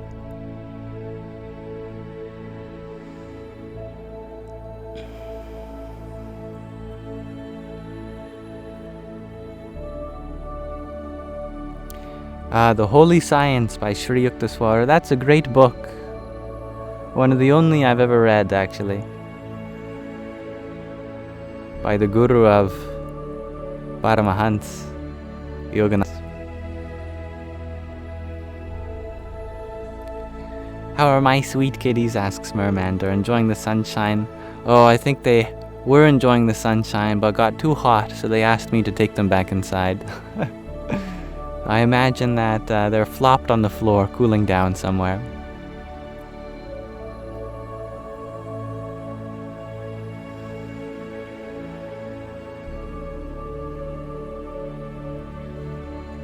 Alright, as we begin to bring this Sangha to a close, I'd like to ask you all the question of the day that I asked first at the beginning, which was, why is it important for us to contribute to the world?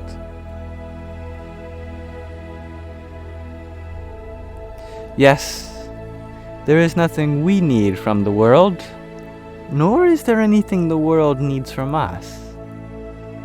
Still then, there is an import in our involvement with it. What is that? Teresa, you share that we are all connected. Yeah. Well said. Clint, you share karma. Action. That is true. And thank you for wishing me a good rest of my day, Nini. Much love to you. And I will be reading in just a moment, Rain. Ah, thank you for your care, Mermander. Community shares I love yourself. Very true. Magdalene, oh, what a beautiful question. If not us, then who?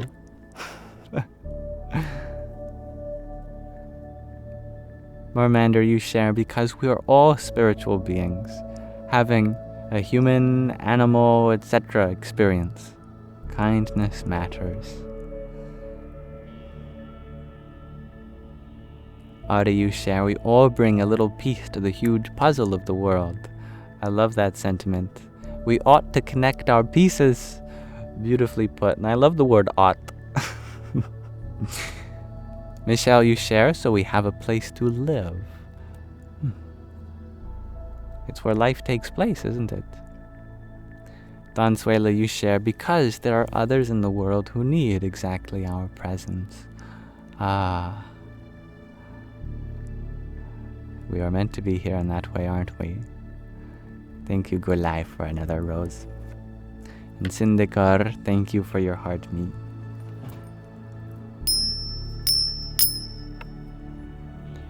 Lena Bean, you share. the question, you're wondering, when is my birthday? My birthday?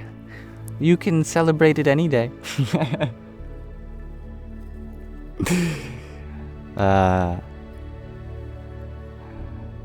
But the 1st of October is when this body came from my mommy. I love yourself, you share in 3 words. Community, community. Oh, wow. I love that. That's a fun deconstruction of the word. And thank you, I love yourself, for the three roses you sent too. Hare Krishna. And Peter Schaefer, thank you for your rose. Everybody loves Raven. You share, we must uplift collectively. No more fear, lies, deception. We got this. Yes, we do. Good morning, Carrie. Mermander, you're wondering, why do I think it's important? As I contribute so much to you all. Thank you. You are all providing me with a place to contribute, and that is something you give me. To that I'm grateful. I believe it's important to contribute to the world because it's the canvas for ourself to be painted. It is our place to express ourselves, and we do so through love, through kindness, through compassion, through patience, through honesty, through sincerity, through truthfulness, through all of these virtues that are associated with the higher self. We get to have a place we call the world to exhibit them. It is our purpose, our dharma. Thank you, G to infinity. And I love that word too, John F. Connection. Thank you, Haneki, for your heart, me and Rosa. Brahm Bharvaya Namo Namaha. My dear friends, you are all so lovely. Thank you for exploring this question with me. Before we go, I'd like to read from another section of The Hidden Power in Humans, which is a book I have really been loving so far. So precise and so direct, I must admit I have such a yearning for this kind of knowledge, and Vishwa Guruji puts it all so well.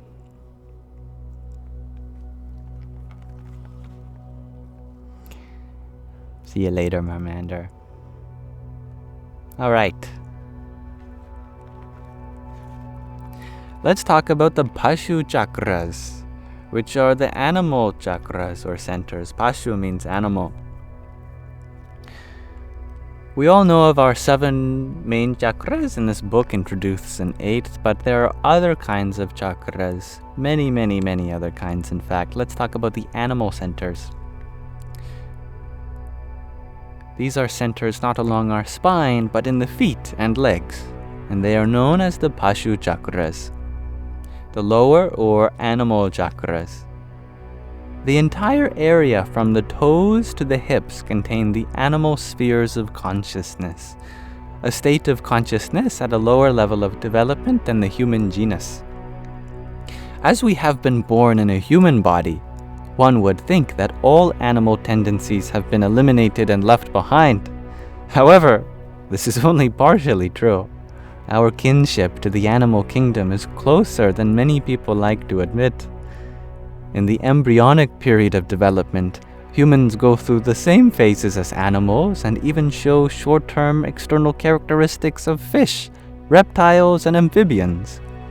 Certainly, these attributes recede, but the progression of growth within the womb clearly indicates that the remnants of these evolutionary stages still exist in our genetic makeup and are stored within our DNA. Furthermore, they exert an influence on our consciousness and our psyche.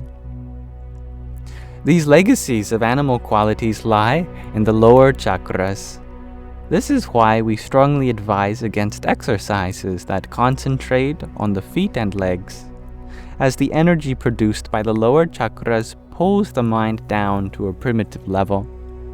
Though this is not immediately noticeable, initially one may become conscious of pleasant feelings, an increase in vitality, strength, and self-esteem, but the ongoing consequences of such practices hold great danger. In extreme cases, they can even lead to severe depression, mental confusion, and a loss of sensitivity. The compulsiveness within us gains the upper hand and arouses destructive emotions such as passion, fury, and aggression. Long-term, the capacity for human understanding and empathy is lost by focusing on the lower chakras. Nevertheless, the lower parts of the body and energy centers should not be totally disregarded. Every part of the body is necessary and valuable. To be a complete person, we need a complete body, the upper as well as lower limbs. The feet are faithful helpers. They do not shy away from the dust in the streets and take us everywhere our steps lead. As with all other parts of our body, we should also pay to them due respect and attention. We know from the Bible that Jesus washed the feet of his disciples at the Last Supper, and it is also recounted in the Indian heroic epic, the Mahabharata, how Lord Krishna performed the same service for Maharishi Vyasa. These acts of service remind us that God descended to this earth to help us purify the lower chakras and thus erase the last remnants of animal tendencies and baser instincts. When we keep our feet pure, the lower chakras also remain pure. So, how do we purify our feet?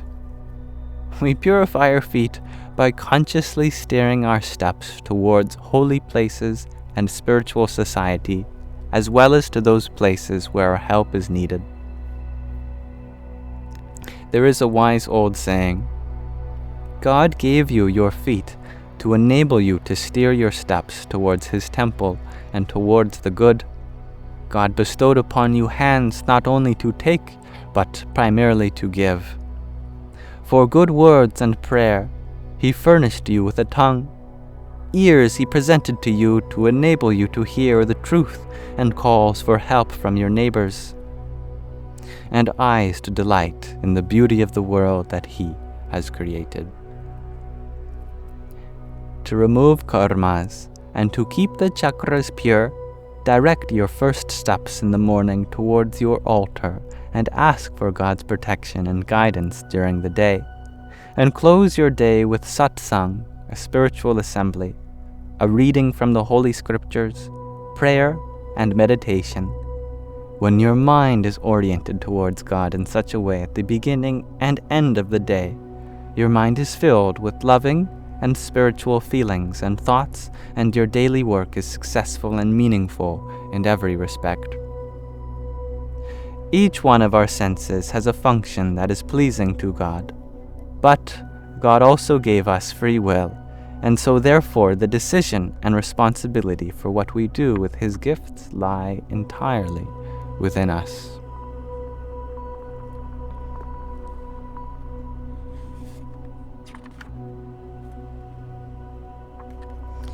And we'll pause our reading of the hidden power in humans there for now. Next time, it seems like we have a very interesting interim of a diagram of the 8 main chakras, and then we go deep into some other aspects, following a short bhajan, devotional song. So it seems like we've reached a turning point in this book with all of this prerequisite knowledge here to guide us deeper into unlocking our full potential. Thank you for listening. Namaste.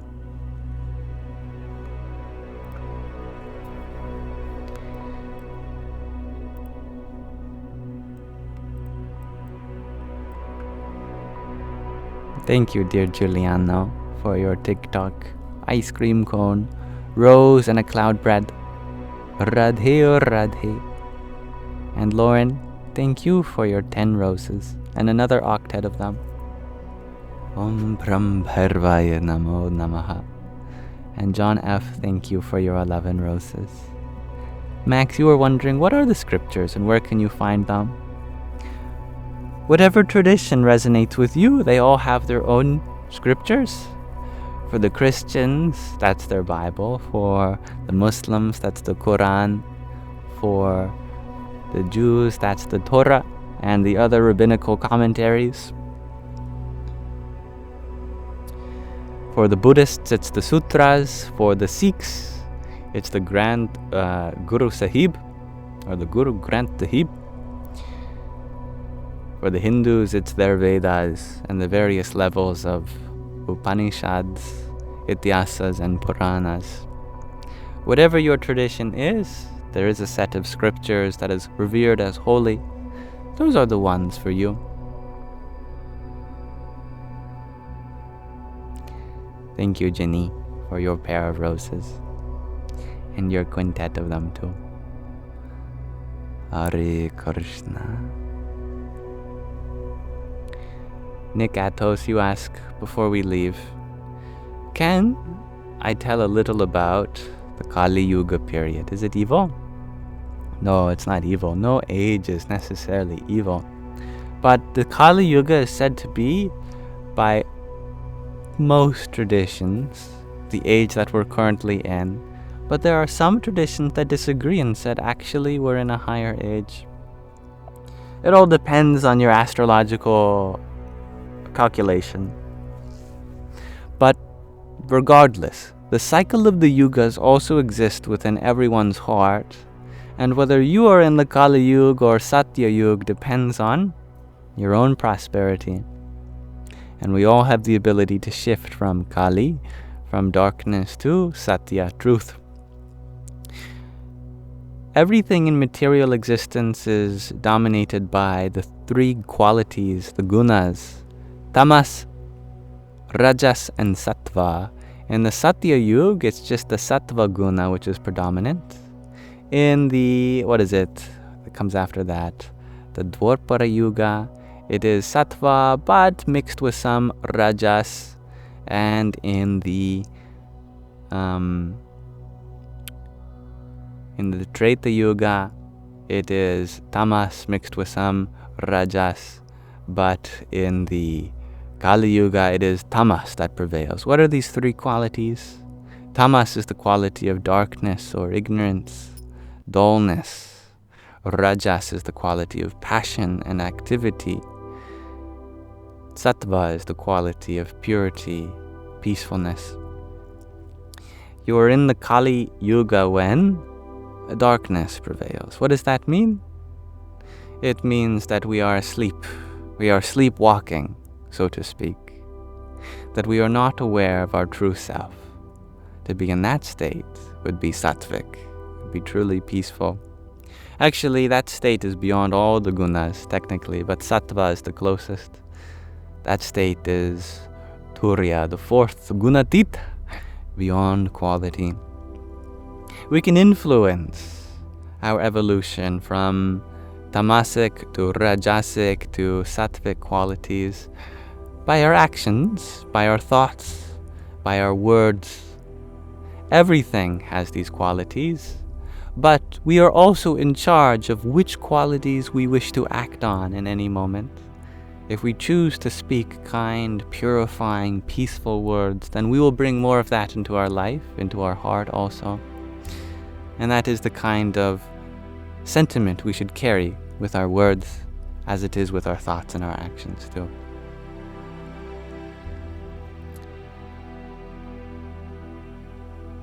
Thank you, Michelle. That's a lot of taps from your finger.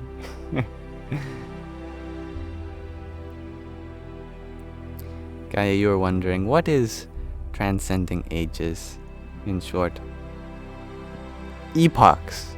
Not just human age. By the Kali Yuga, by the age of darkness, we refer to a greater cycle of time which we are a part of. To transcend the ages means that nothing in time defines you anymore. That you're no longer waiting for the good time, or having to be patient with the bad times, because you get to create the energy of this moment. We have been given the canvas for us to fill what we want to fill this moment with, beyond what time has allotted for us. That means you have transcended the ages. Alright, with that I will be wrapping the Sangha up for tonight. Thank you, Inevitable, for your trio of roses. Radhe, oh Radhe. I will be uploading this live stream to my Yamsox Live's YouTube channel, linked in the link tree in my bio. Also with the readings as well. They all have their own dedicated playlists.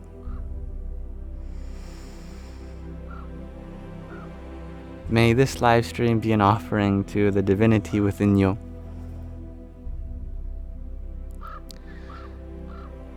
Om Bhuvaswaha Tatsavitorvarenyam Bhargo Devasya Dhimahi Dhiyo Yonah Prachodayat.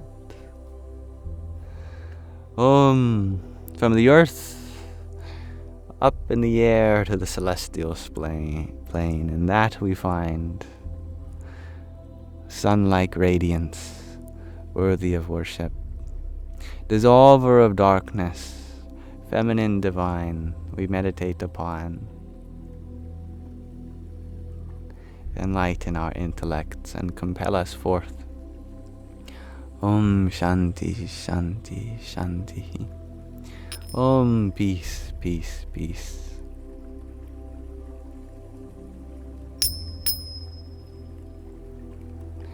Thank you, Gule, for your rose too.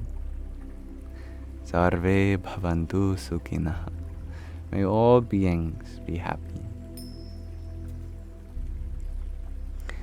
May you all have a wonderful rest of your present moment. Namaste.